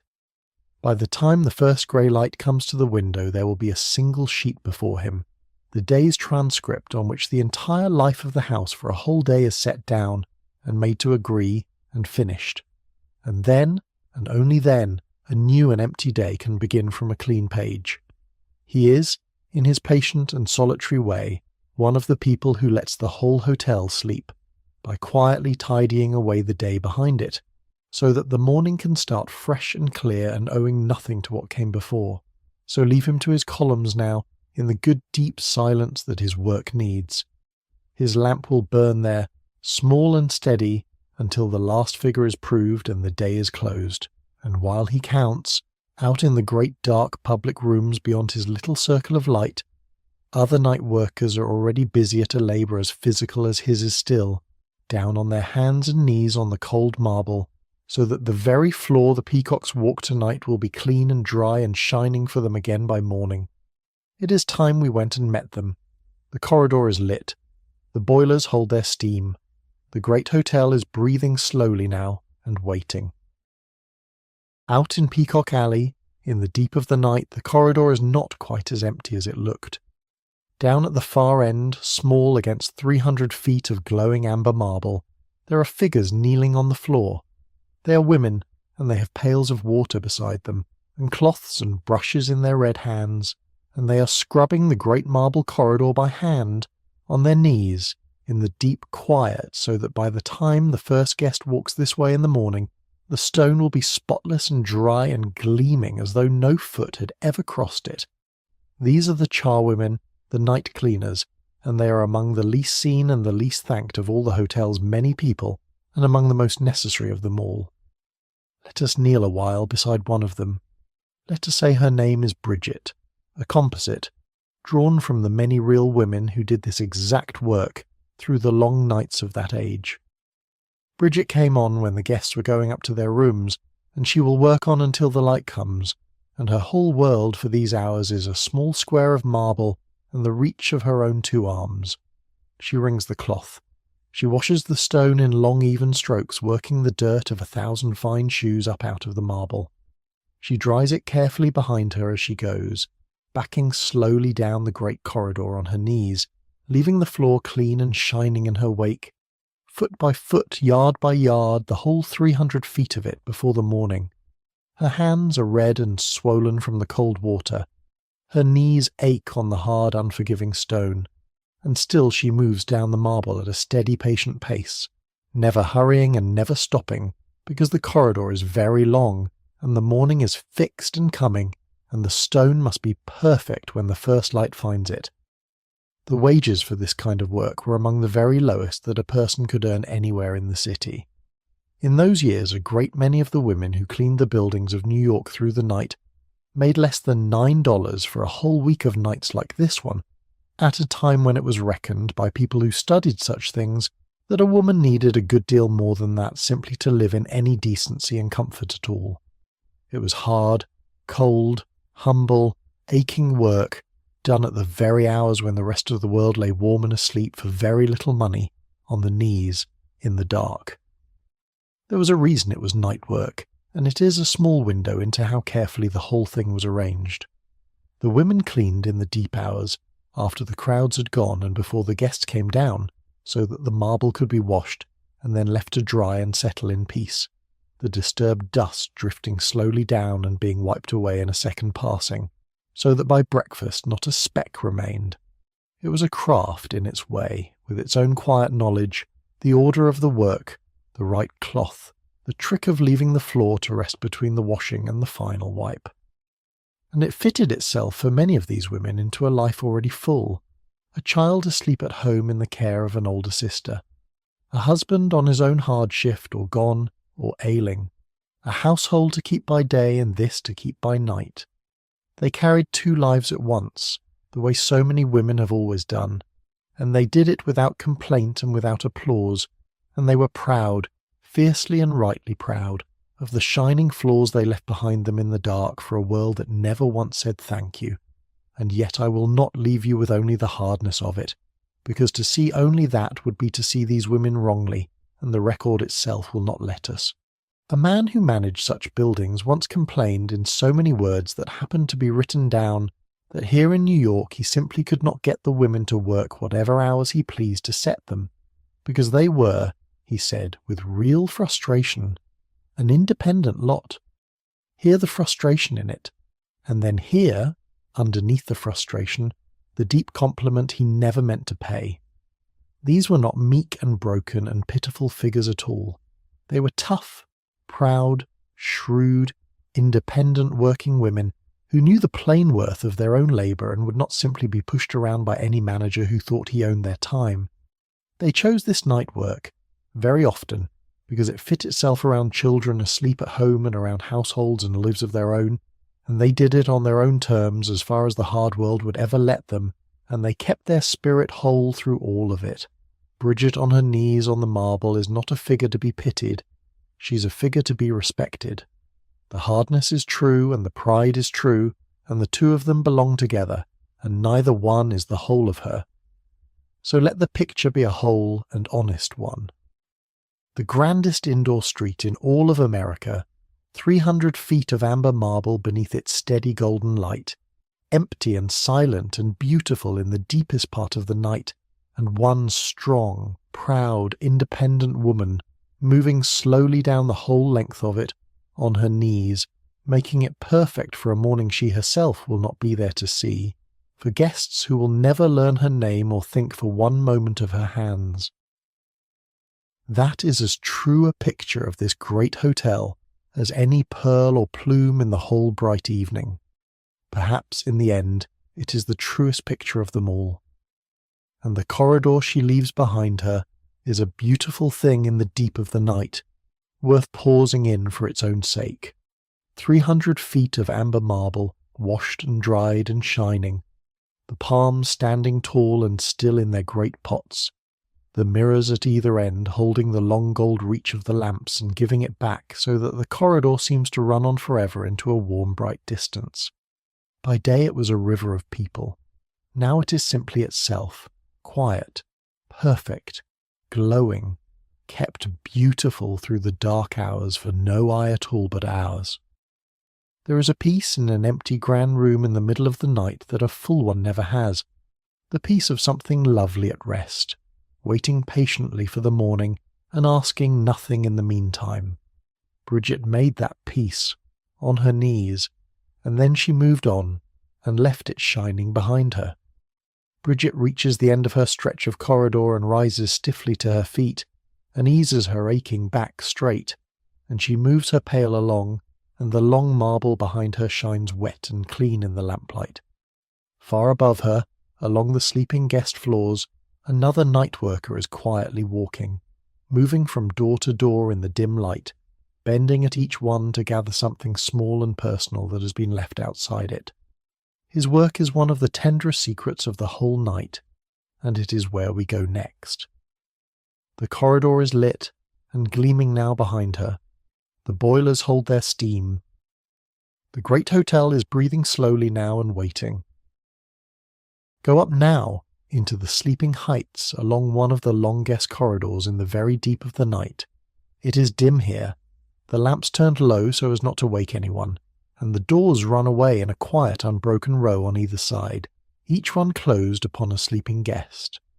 And outside many of those doors, set down carefully on the carpet in the last waking act of the day, there is a pair of shoes, a gentleman's fine evening shoes, a lady's soft slippers, a traveller's stout worn boots still carrying the dust of a long day's roads, left out in the corridor before bed in an old and trusting custom of the road.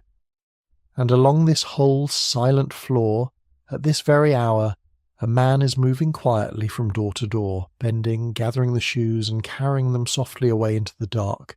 He is the night porter. In the old language of the inns and the hotels they called him the boots, after the first and oldest of all his tasks, and let us say his name is Henry, a composite. Henry works the sleeping floors through the small hours, and the shoes are his particular charge and care. He gathers them up pair by pair, keeping the most careful track of which pair came from which numbered door, because a single mistake would send a gentleman down to his breakfast in another man's shoes, and that would never do. He carries them all off to a small plain room set aside for the work, and there, alone in the middle of the night, he cleans them. He brushes off the caked dust of the city streets. He works the good black polish deep into the leather with a cloth, and then he brings it up to a deep soft shine with a brush, patiently, pair after pair after pair, until every single shoe glows like a dark mirror. And then, before the first grey of the dawn, he carries them all back up and along, and sets each pair down again outside its own right door, clean and gleaming and transformed, exactly where it was left. Think of what that means to the guest, though the guest will never once think of it at all. A man steps out of his shoes at midnight, tired to the bone, and leaves them in the corridor and closes his door and sleeps the deep sleep of the traveller. And in the morning he opens that same door, and there they are, waiting, made new, clean and bright and shining as the day he bought them, as though the night itself had reached down and tended them while he slept. He will step into them without a single thought and go down to his day and his business.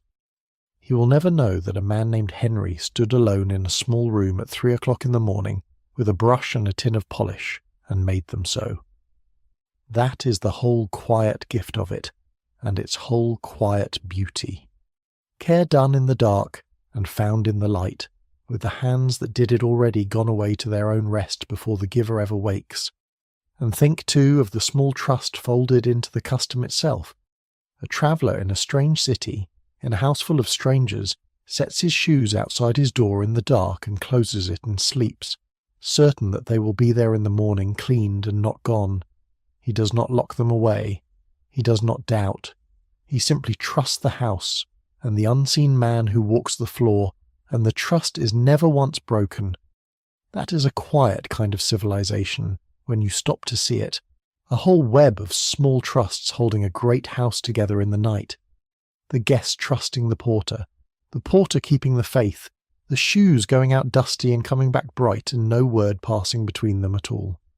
Henry carries that trust up and down the sleeping corridors on his own 2 feet, all night, pair by pair, and hands it back gleaming in the morning, and the giver never knows his name, and the trust holds all the same. And the shoes are only the first of Henry's tasks through the night. As he moves along the dim corridors, he does the small unglamorous work that keeps the sleeping floors decent and ready for the morning. He empties quietly what needs to be emptied. He carries away what should not be seen in the fresh light of day. Where a fire has been laid ready in a guest room, he sees to it that it is right, so that an early riser on a cold morning can wake to a warm and living hearth without lifting a finger. He straightens what the day left crooked. He moves along the whole floor on quiet feet, tending, setting right, smoothing away the small disorders that people leave behind them, so that when the morning comes the entire floor will seem to have quietly renewed itself in the night, all on its own while everyone slept. It is patient, unhurried work, and Henry has a way of moving through the dim corridors that is almost like a slow tending of a garden. Here a tray to be gathered from outside a door, there a lamp to be turned down a little lower, here a rug straightened with the side of his foot, there a fire quietly laid in a cold grate so that it will be ready to catch at the first touch of a match come morning. He knows these corridors in the dark the way you know your own home in the night, every turn, every door, the exact place where the carpet meets the stair. And he goes about it all without hurry, because hurry has no place here, in the deep of the night among the sleepers. There is time, there is quiet. There is only the small good work and the long soft corridor, and the sleeping doors and the shoes to be made to shine before the light. There is a plain word for what Henry does, and for what Bridget does on her cold marble, and for so very much of the hidden work of this whole long night. The word is care, not grand care. Not care that anyone will ever praise or thank or even once notice. The small, patient physical care of tending to other people's comfort while they sleep and cannot see you and will never know. It is the oldest and most ordinary kind of love there is in the world, really. The very same care that keeps any house through the night, that banks a fire and locks a door and looks in on a sleeping child. And here it is being done at the scale of 1,000 rooms and more by hundreds of unseen hands, for strangers, for wages, and yet still, unmistakably, when you look at it plainly, it is care. The shoes set gleaming in their pairs outside every door are its small nightly proof, all down the sleeping corridors in the dark. Henry sets the last pair down and straightens slowly, and the corridor is utterly still, every door closed, every pair of shoes waiting bright and patient in the dim low light. The house is as quiet now as it will ever be, in all the 24 hours of its day. Almost everyone who works here has done their part and found their own rest, and almost everyone who sleeps here is deep and far down in sleep. And through this deepest stillness of all, one man alone is still walking, all the length and height of the house, with a lamp in one hand and a small heavy clock in the other, keeping his patient watch over the whole sleeping place. So let us fall into step behind him, softly, and walk with him into the very deep of the night. The corridor is lit. The boilers hold their steam. The great hotel is breathing slowly now, and waiting. The man walking the deep of the night is the watchman, and he is perhaps the loneliest and the most quietly trusted figure in the whole sleeping house. Let us say his name is Patrick, a composite, while every other worker of the night is fixed to a single place. The desk, the boiler, the marble floor, the small room of shoes, Patrick alone moves. His post is not a spot but the whole building, all of it, top to bottom. All night long he walks it, floor by floor and corridor by corridor, from the deepest cellar by the fires to the topmost landing under the roof, alone, with a lamp in his hand, keeping his patient watch over thousands of sleeping strangers who will never once know his name or his face, or that he passed their door at all. He carries two things through the dark, and both are worth looking at. The first is the lamp, which throws a small, soft, moving pool of light on the floor before him and along the walls as he goes, and beyond that pool the corridors run away into a darkness he steps into and pushes back, step by step, all night. The second is a clock, a heavy one, hung on a strap over his shoulder, weighing about 2 pounds, and this clock is the strange and clever heart of his whole long night. It is a watchman's clock, and it exists to answer one single, simple question, quietly, in iron and paper. Did the watchman truly walk his round? Here is how it works, and it is worth understanding slowly, because it tells you so much about the trust and the loneliness bound up together in this work. All through the building, at fixed points along the round Patrick walks, there are small stations, and at each station a numbered key hangs on a little chain fixed fast to the wall. When Patrick reaches a station on his round, he takes up that chained key, and he fits it into his clock, and he turns it. And the clock, sealed and locked inside its case, silently stamps that exact moment onto a paper dial turning within. He cannot open the clock. He cannot change or undo what it records. In the morning the case is unlocked by another's hand, and the paper is read, and it shows the whole night written out, every station, every hour, the plain proof in the machine that the watchman walked every corridor of the great house, at every appointed time, all through the dark, while every soul in it slept. It is a strange and touching little machine, this clock, when you think about what it really is. It is a way of trusting a man who works entirely alone, where no one can see him, by letting the machine bear witness for him. It hangs heavy on its strap, a solid 2 pounds of brass and iron, and the old watchman used to say, half joking, that its weight made it a fair weapon too, swinging on its cord, should the lonely night ever turn dangerous, which it almost never did.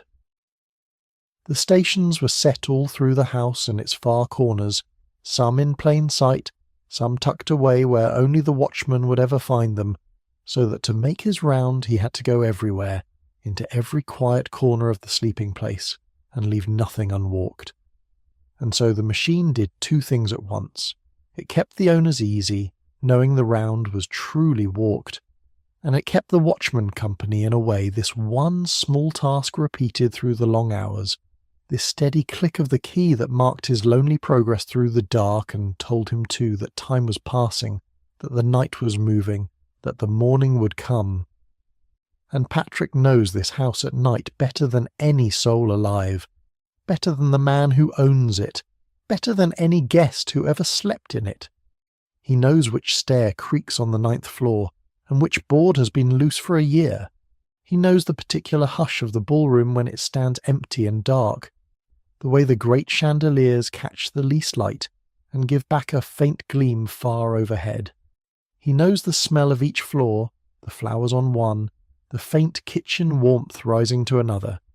He knows the sounds the building makes as it cools in the small hours, the ticks and small settlings that would frighten a stranger and that are, to him, only the old house talking to itself in its sleep. He has walked these miles of corridor so many thousands of times that he could walk them blind, and some nights, with his lamp turned low to save the oil, very nearly does. The house and the watchman keep each other company through the dark, the one sleeping, the one awake, and neither quite alone. Walk a stretch of the round with him now, very softly. The corridor is long and dim and utterly silent, the doors closed on either side upon their sleepers, and the only sounds in the whole waking world are the small ones that Patrick himself makes. The faint creak of an old floorboard beneath his careful step, the soft hiss of his lamp, and always, far off and far below, the deep, steady, patient breathing of the boilers that never stops, that has not stopped once all night, the great slow pulse of the house. He comes to a station in the wall, and there is the small bright chime of the chained key lifted, and then the soft firm click as he turns it home in the clock, marking the hour into the paper. And then he moves on, and the pool of his lamp moves on with him down the corridor, and the darkness closes softly and completely behind him, and the sleepers sleep on and never stir. Sometimes, as he passes a door, Patrick hears the small sounds of a life at rest behind it, the deep, even breathing of a sound sleeper. A soft turning in the sheets, once in a while a murmur, a word or two spoken up out of a dream to no one, and then quiet again. He never pauses over these sounds. He only notes them, the way a shepherd notes the small movements of the flock in the dark, and knows by them that all is well and walks on. There is a strange intimacy in it, though he would never call it that. This one waking man moving softly past hundreds of sleeping strangers, closer to them in the dark than their own friends would ever be, hearing them breathe, keeping them safe and gone again before they ever know he came. He carries the whole sleeping house on his round like something held gently in cupped hands, and sets it down unspilled at the feet of the morning. It is work that asks a rare and quiet thing of a person, to be awake and watchful and entirely alone, hour after hour after hour, inside a silence and a stillness so deep that it would carry almost anyone straight down into sleep, and to stay gentle and steady and kind through all of it, and to walk the same quiet rounds again and again with exactly the same care at 4 in the morning as at midnight, when no one is watching and no one ever will. Nothing dramatic is meant to happen on Patrick's round, and on very nearly every night of his life nothing does. That is not the failure of his work, that is the whole success of it. He is the reason the great house can sleep so deeply and so trustingly. He is the one who is awake, just in case, so that no one else has to be. A watched house is a safe house, and a safe house is a house you can let go inside of, completely, and sink, and rest, and trust that you are held. And as Patrick walks, he passes door after door after door, and behind each and every one of them a person lies warm and deep in their sleep, trusting, without ever once thinking about it, that they are safe and kept and watched over in the dark, warm, held, guarded. Let us stop a moment outside just one of those quiet doors and step gently inside, not to wake the sleeper, but only to feel, in one still and sleeping room, where all of that warmth and all of that safety truly comes from. Because it comes from everything we have seen tonight, all of it at once, gathered up and carried and given here, into one dark and peaceful room. The corridor is lit behind him. The boilers hold their steam. The great hotel is breathing slowly now and waiting. Come into the sleeping room softly. It is dark, and it is still, and it is warm. The heavy curtains are drawn against the winter night, and beyond them, if you were to part them and look, you would see the cold city far below, the gas lamps small and yellow and swaying in the empty streets, the black sky over the rooftops, the wind moving through the bare trees. But in here, none of that can reach.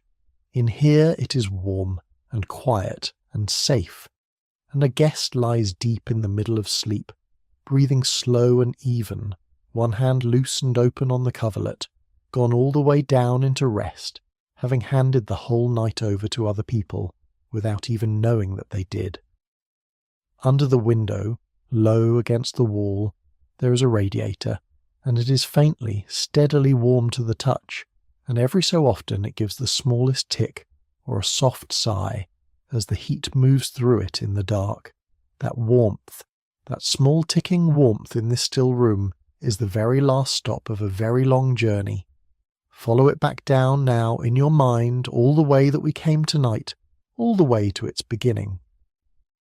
The heat in this quiet radiator was steam, only a little while ago, climbing patiently up through the walls of the house in great iron pipes. And that steam was water, in the belly of a boiler, far below, turned to rising vapour by a fire. And that fire was fed, shovel by shovel, coal by black coal, by a man named Michael, stripped to the waist and running with sweat in the red heat at the very bottom of the house, a full 13 floors down and 33 feet beneath the cold street, casting coal into the flame all night long so that this one room so high above him would stay warm around a single sleeping stranger whose face he will never see. That is the whole truth of the warmth, and it is worth holding. It feels like nothing at all. It feels like the room is simply warm, the way the world outside is simply cold, as though it were only weather, only the way things are. But it is not nothing. It is the work of a fire and a strong pair of arms in a hidden room at the root of the house, carried up faithfully through iron all through the night, and given here, in this dark room, as the softest and the most completely unnoticed of all gifts. The sleeper will wake in the morning to the warmth and never think of it, never wonder at it, never picture the fire or the man for even a moment, and that is exactly, precisely, as it was always meant to be. The whole art of this great house, the whole deep art of the entire gilded world we're visiting tonight, was to take all of that heavy human labour and turn it into something that felt as free and as easy and as natural as warm air in a quiet room. Lie in the warmth of your own room now, the very same way this guest lies in theirs, far off and long ago. Feel how good it is, how simple and how good, only to be warm and held and safe, with the cold shut firmly out, and the whole long night being handled somewhere by other and tireless hands. You do not have to keep the fire tonight. You do not have to walk the round, or count the long ledger, or scrub the cold marble, or carry the shoes, or feed the flame in the dark. Every last part of it is being done right now, somewhere below you and around you, by someone, so that you can simply let go of it all. Every warm and sleeping room in the whole great hotel 1,300 of them and more, stacked up floor upon floor into the dark, is warm tonight for exactly the same reason that yours is warm. Because far below, and all around, unseen and unthanked, the keepers of the night are wide awake and quietly tending, and the fire is fed, and the steam is climbing, and the warmth is rising up to meet the sleepers, floor by floor, room by room, all the way to the top of the house, all through the dark. Think of all those rooms for a moment, if it is a restful thing to think of, and then let even the thinking go. 1,300 bedrooms and more, stacked floor upon floor into the winter night, and behind every single door a person asleep, warm, safe, kept. A traveller far from home, a pair of newlyweds, an old man who has stayed in this house for years and thinks of it as his, a child, small in a big bed, and every one of them warm for the same reason, held by the same unseen fire, watched by the same lonely round, carried by the same hundreds of quiet hands. A whole tall city of sleepers, breathing slowly in the dark, and beneath and around and above them all, the great patient machinery of care keeping them. The corridor is lit. The boilers hold their steam. The great hotel is breathing slowly now, and so are you. You are one of the sleepers now, one warm room among the 1,300, and everything that keeps the others keeps you too. There is nothing to do. There is nowhere to be. You are held. So let the sleeper sleep on, and let yourself begin to sink down toward it too now, if you are ready, if it is time. The room is warm, the house is watched, the fire is tended, and it will go on being tended all night, whether you hold on to any single word of this or not. You do not need to keep any of it. You can let the words go now, and simply rest in the warmth, and I will keep talking softly, low and steady, and the night will keep itself either way, the way it always has, the way it always will. Nothing here depends on you. That is the whole gift of the night. You are the one who gets to be kept. So let your breathing go slow and deep, like the breathing of the sleeper in the warm room, like the slow breathing of the whole great house. There is nothing you need to finish tonight. There is nothing you need to solve or hold or carry into the morning. The people of the night have the night. The fire is fed. The round is walked. The bread is rising. The books are being squared. All of it is in hands more practiced than yours, hands that have done this 1,000 nights before, and will do it 1,000 nights again, and none of it, not one small part of it, depends on you staying awake to watch. You may let go now, completely, the way you let go of a day that is finished. Sink into the warm. Let the words come and go like the ticking of the radiator, there and then gone, and keep nothing. The house will keep you. That is its whole and only purpose tonight, to keep you warm and safe until the morning. Far below this warm and quiet room, though, at the very back of the house, the first workers of the coming morning are already stirring, earlier even than you might think, in a place of heat and flour and the deep good smell of rising bread. While the guest sleeps on above them, and while you drift, let us go down to them, gently, the way you drift down toward a dream. The corridor is lit. The boilers hold their steam. The great hotel is breathing slowly now, and waiting. It's around 3 in the morning now, the deepest and the stillest hour of the whole long night, the hour when very nearly every living thing for miles around lies down in sleep. And yet here, in a warm low room at the back of the lower floors, the lamps are lit, and the ovens are roaring softly, and men are already hard at work. These are the bakers, and they are the earliest risers of the entire hotel, awake and working while the night is still whole and fully dark, so that there will be fresh warm bread on the tables when all the rest of the world finally wakes up and comes down hungry to the light. Let us say the name of one of them is Otto, a composite. Otto has been at his ovens for a good while already, and the room around him is warm and dim and dusted all over with a fine soft haze of flour that hangs and turns in the lamplight like the finest snow. His hands are deep in a great mass of dough. He works it on a broad wooden table worn smooth and pale by years of exactly this, folding it and turning it and pressing it down with the heels of both his palms in a slow, steady rhythm that his body has known for so many years that his mind can wander far away while his hands go on working all by themselves. The dough is alive under his hands, soft and warm and slowly, secretly rising, and he shapes it into loaves and into rolls and sets them in their neat rows to prove and to swell, and then he slides the risen ones on his long wooden peel into the deep hot glowing mouths of the ovens, and closes the iron doors on them and begins again. And then, after a while, the smell begins. There is no smell in all the world quite like that of bread baking in the dark before the dawn.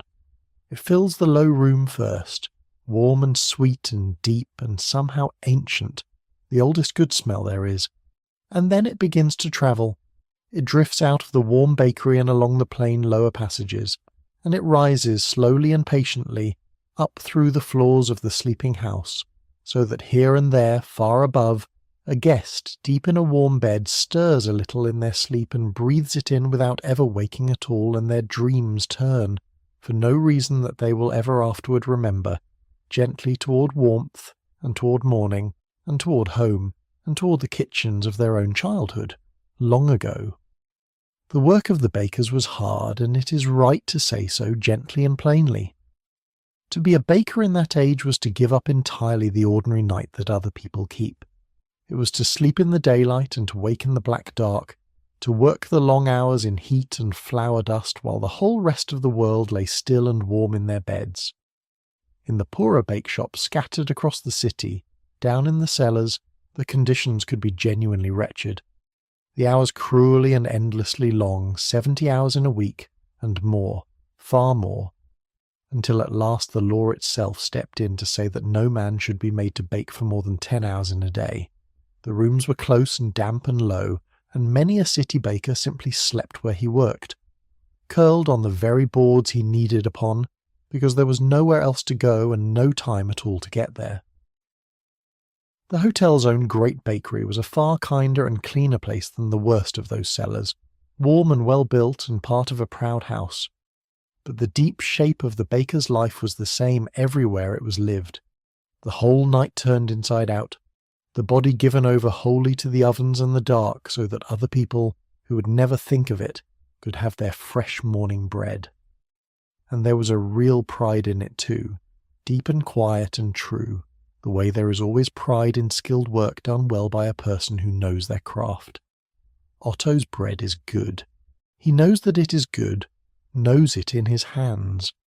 The loaves come out of the ovens brown and crackling and singing faintly to themselves as they cool, and he sets them out to rest in their long ranks, and there is a plain, deep satisfaction in the sight of them, rank on rank that no low wage and no lost night can ever quite take away from him. He is feeding, this one man in the dark, thousands of people he will never meet and never see. When the guests come down in a few short hours and break that warm bread open at their bright tables, that will be Otto's own work in their hands, though not one of them will ever know his name, or think to wonder who rose in the black night to make it. He made the morning quietly, while it was still the middle of the night. That is a very fine thing to have done, over and over, all the long years of a working life, and the craft of it runs deeper than it looks. Otto reads his dough by feel, the way Peter reads his machines by ear, knowing by the give of it under his palms whether it has risen enough, whether the room is warm enough, whether it wants a few more minutes or must go into the oven now. He knows the ovens too, their hot spots and their cool ones, when to turn a loaf and when to leave it. None of it is written down.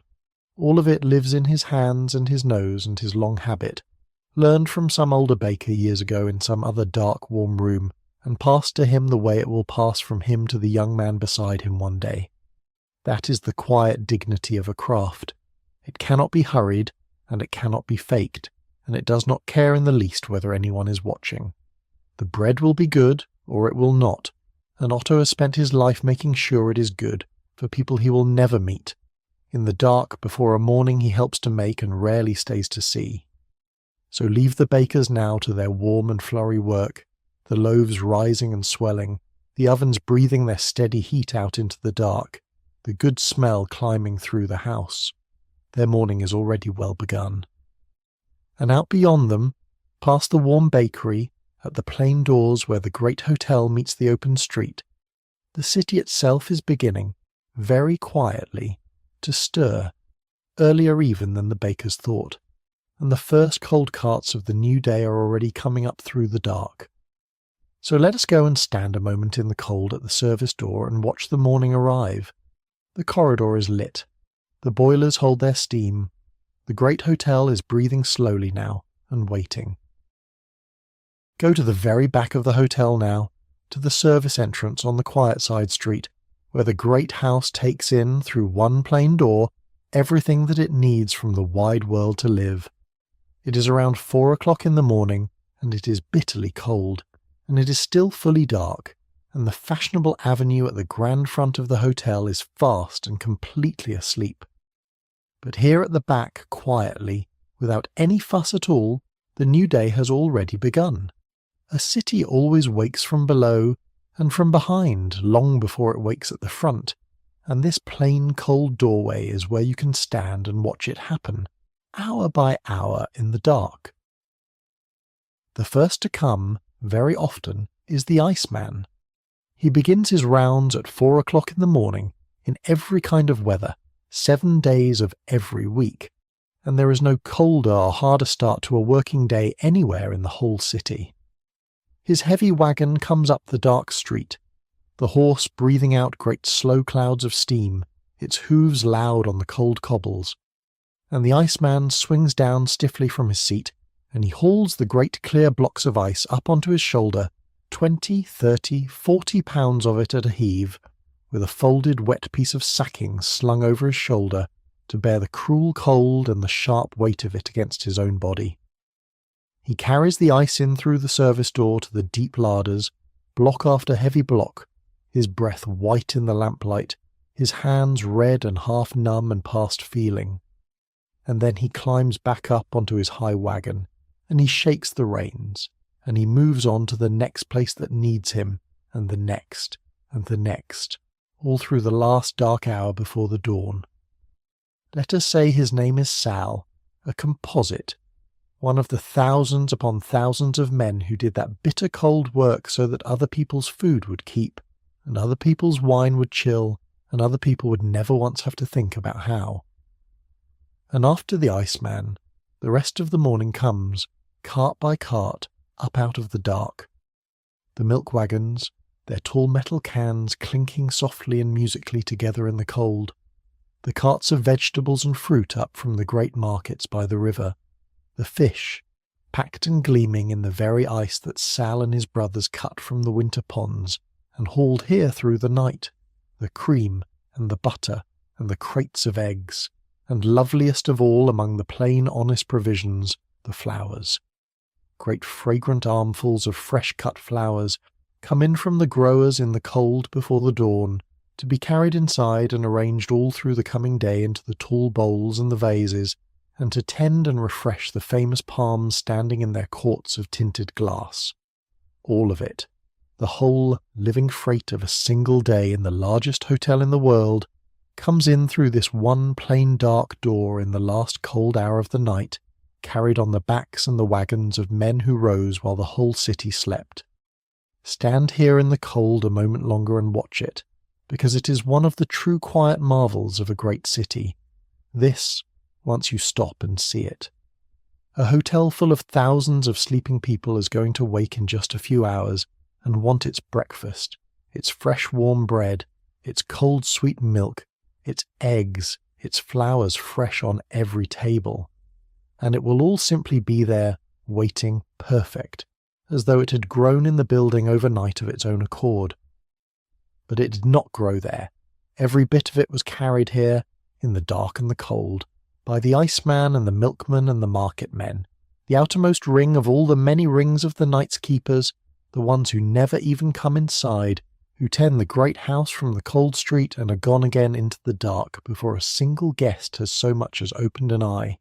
There is a whole wide world of these people you begin to see now, ring upon ring of them, spreading out and out from the one sleeping guest at the still warm centre of it all, the porter just outside the door with his shoes, the watchman on his lonely round, the baker at his glowing oven, the iceman at the cold service gate, the market men out in the dark waking city beyond him, and the farms and the fisheries, and the far ponds where the ice was cut in the deep of winter, ring beyond ring, all of it turning quietly and faithfully through the night so that one person, warm in one bed, high in the house, can wake at last to a whole world that seems to have simply and kindly made itself. And you are somewhere very near the centre of all those turning rings yourself tonight, warm and still, with all the quiet care of the world turning gently around you in the dark, and nothing at all being asked of you but to rest. There is something in this hour that has always moved people, this meeting of the coldest dark and the first stir of the day. The milk in its clinking cans brought from cows milked in a byre while the farmer's own breath smoked. The flowers cut in a glass house somewhere and rushed here to be beautiful for a single day on a stranger's table. The fish, packed in ice cut from a frozen pond a season ago and 100 miles away. Every plain thing arriving at this door carries behind it a long chain of other people's early mornings and cold hands, reaching out and out beyond the city, into the farms and the waters and the far places, all of it flowing quietly toward this one great house, and the sleepers inside it. The world feeds its cities in the dark tenderly through 1,000 hands, and asks the sleepers only to wake and be glad. It has always been so, and it is so tonight, wherever you are. The milk in your own kitchen, the bread, the light, the warmth, all of it reached you along some long, quiet chain of other people's early work, most of it done while you slept, none of it asking to be thanked. You do not have to hold any of this. Let it turn around you. Let the whole kind machinery of the morning turn and simply rest at the still warm centre of it. And now, as the last of the cold carts unloads its freight and pulls away down the dark street, something is changing at last in the sky. Look up, past the roofline over the sleeping avenue. The black is not quite black any longer. It has begun very slowly, very faintly to go over toward grey. The longest and the deepest part of the night is behind us now. The morning is coming, so let us turn back inside, out of the cold, and follow the great hotel gently through the very last quiet hour, as the whole long night hands itself over without a sound to the day. The corridor is lit, the boilers hold their steam, the great hotel is breathing slowly now and waiting. The light comes back so slowly at first that you cannot quite be sure that it is coming back at all. The sky over the avenue goes from black to the very faintest grey, and then to a grey a little less faint than that, and then a little less. And the tall windows of the hotel, which all through the long night have stood as black mirrors, holding nothing but the lamplight from within, begin very gradually to show once more the shapes of the real world outside them, the buildings across the way, the bare black trees, the empty pavement pale and glittering with frost. It is the first grey of the morning, the gentlest and the kindest light there is in all the day, and the whole great house is turning now, quietly and without any haste, toward the coming day. All through the hotel the night's long work is coming to its close, each of the keepers finishing their labour just as the light comes back to find them. In the still front office, Edwin the auditor lays down his pen at last and straightens his aching back and rubs his tired and grainy eyes. The great columns balance. The whole vast teeming day just past has been gathered in and checked and added and proved, and there before him on the desk lies the single clean sheet, the day's transcript, the entire life of the largest hotel in the world made at last to agree, down to the very last penny. His long night of patience is over, and the new day can begin now from a page that is clean and quiet and owes nothing to the one before it. Out in Peacock Alley the marble is dry and gleaming from one end to the other, all 300 feet of it, spotless and shining and ready, the last damp stroke of Bridget's cloth long since dried away to nothing. She and the other women are finishing now, easing their aching backs up straight, gathering their pails and their brushes, their whole night's work standing there behind them, shining and perfect, For a morning they will not stay to see. Along the sleeping corridors far above them, every single pair of shoes is back in its place, clean and bright and patient outside its own right door. Henry's quiet gift already waiting there in the dim light to be found and never wondered at. The fires are laid ready in the cold grates. The bread is out of the ovens and cooling in its fragrant singing rows. The flowers are in and waiting to be arranged. And far below all of it, at the root of the house, Michael banks his great fires down to a steady, even burn to hold them. And Peter walks the line of his humming machines one last slow time, and the warmth and the light hold on unbroken, right through into the day, exactly as they held all night. And now the change begins, the great gentle handing over, the quietest changing of the guard there is. Here and there through the waking house, the first workers of the day are coming softly on. A fresh day clerk arrives, rested to relieve the tired man at the desk. New maids come down, quiet and neat, to begin the morning's rounds. The kitchen, so nearly dark and still these last few hours with only Joseph and his banked fires, begins to fill and to warm and to wake again as the great brigade gathers itself once more in the grey light for the breakfast. And the people of the night, one by one, their long watch at last ended, put on their own plain coats and slip quietly out, through the very same plain doors they came in by so many hours ago, out into the cold grey morning, and away home to their own beds, while the people of the day take up the work from their hands. It happens so smoothly, this changing over, so quietly, with so little said, that no sleeping guest anywhere in the house will ever feel the seam of it.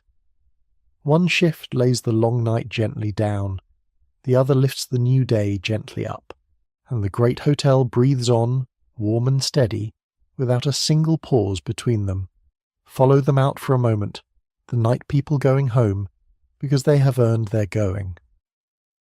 Michael climbs up at last from his red room, his shift handed to the day fireman, and steps out into the grey cold, and turns up his collar, and walks toward his own bed as the city he warmed all night begins to stir around him. Bridget walks home with her hands raw and her knees stiff in the thin first light, past shops just opening, Henry and Edwin and Sam and Albert and the watchman Patrick with his round finely done and his clock to be read and hung up. They all go out by the same plain doors into the same grey morning and scatter across the waking city to the small rooms where they sleep by day. They will be back tonight. But for now their work is done, and done well, and the whole shining, perfect morning they leave behind them is the only sign that they were ever there at all. They gave the night, and they take nothing of the morning but their rest, and they go quietly, and the house keeps breathing warm and bright, exactly as they left it. Soon the first of the guests will begin to stir in their warm high rooms. Somewhere near the top of the house a sleeper surfaces slowly out of a deep good sleep, and stretches, and lies a while longer in the perfect warmth, in no hurry at all, and then rises, and crosses the floor and opens the door onto the corridor, and there are the shoes waiting gleaming, and down below, when they go down, there will be the warm bread, and the fresh flowers, and the shining marble, and the whole great house bright and calm and perfectly ready to serve, with no sign anywhere, not one, of the long dark hours of labour that made it all so, and every hand that made it already gone quietly home through the grey streets to sleep. And all through the waking house the small last touches are being made ready for the day. The great bowls are being filled with the fresh flowers that came in the cold before dawn. The tables in the mirrored rooms are being dressed again in clean white linen, the silver laid out gleaming, the whole bright stage set once more for an evening still many hours away. A page walks the corridors with the morning papers, laying one quietly at each door beside the shining shoes. The first pots of coffee are set to brew, and their good smell joins the smell of the bread, and drifts up through the house, and reaches the sleepers, and begins, ever so gently, to call them up toward the day. It is a soft summons, the smell of coffee and warm bread on a winter morning, and one by one, in no hurry, the guests will answer it. But not yet. for now the house simply holds itself ready, warm and perfect and waiting in the grey new light. There is only one thing left for us to do tonight, you and I, and it is the very gentlest thing of all. It is simply to rest, here, at the soft turn of the night into the morning, inside the warm and perfect house that all those hundreds of hands have made, and to let ourselves be held by it, completely, and to say our good night. So let us do that now, softly, together. The corridor is lit, and full now of the first grey morning. The boilers hold their steam. The great hotel is breathing slowly now, and waiting. So here we are, friend, at the very end of the night, in the warm and quiet house, with the first grey light at the windows and the whole long dark now safely behind us. At the very beginning, hours ago, I asked you one gentle question, and I told you the close would answer it. Who is awake, so that you can sleep? And now you know. Now you have met them. It was Michael, feeding his fire in the red heat at the very bottom of the house. It was Peter listening to his humming machines. It was Bridget on her knees on the cold marble, and Henry with the shoes, and Edwin bent over his patient columns of figures, and Albert steady at the still front desk, and the watchman Patrick walking his long and lonely round, with his lamp and his little heavy clock, and Otto at his glowing ovens, and Sal out in the bitter cold at the service gate, and hundreds more of them that we never named and never met. A whole hidden city of quiet people, awake all night long in the dark so that others could rest easy in the warm. That was the answer all along. The perfect calm of the sleeping guest was made, hour by hour through the night, out of the plain wakefulness of the people below. And now, at last, their long night is done, and they have gone quietly home to their own well-earned beds, and the morning that they made is here. So let yourself be one of the sleepers now. You are in the warm house, and everything has been tended and seen to and made ready. The fire is fed, the floor is clean and shining, the bread is warm from the oven, the doors are watched, and the round is walked. There is nothing left anywhere for you to do, and nothing at all left for you to carry. It has all been taken care of in the night by kind and tireless and unthanked hands, and you can simply rest now, here in the very middle of it, warm and safe and held and kept. Stay here a moment in this warm and finished house before you let it go. Feel the good weight of the quilt over you, the softness under your head, the warmth in the air, the steady faint tick of the heat coming up through the wall from the fire far below.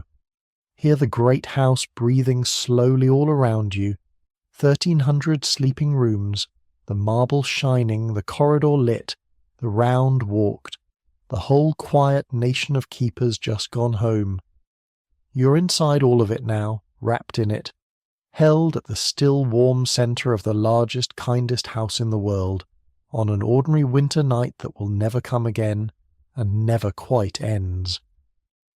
There is nowhere else you need to be. There is nothing else you need to do. There is only this warmth, and this quiet, and the long, slow breathing of the house, and your own breath slowing to meet it, and the soft grey light coming, and the morning that all those hands have made waiting gently for you on the far side of sleep. The great hotel itself is gone now, long gone.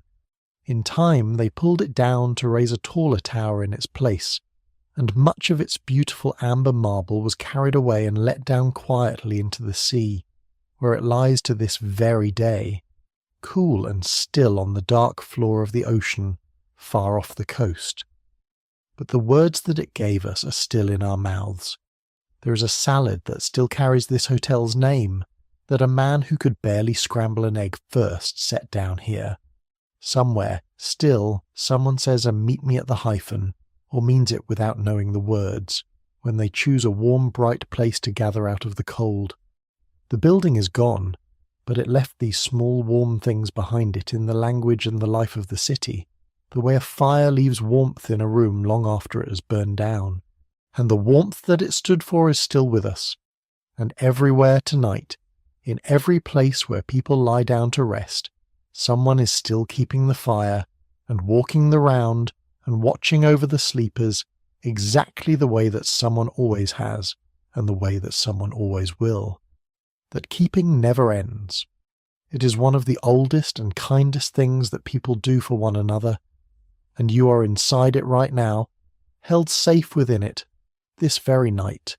The gates are closed, the great hotel is dark and warm, and the house will keep till morning. Sleep well, friend. If this quiet hour has helped you to rest, a like and a subscribe help these long, slow nights find the others out there in the dark who are looking for them too.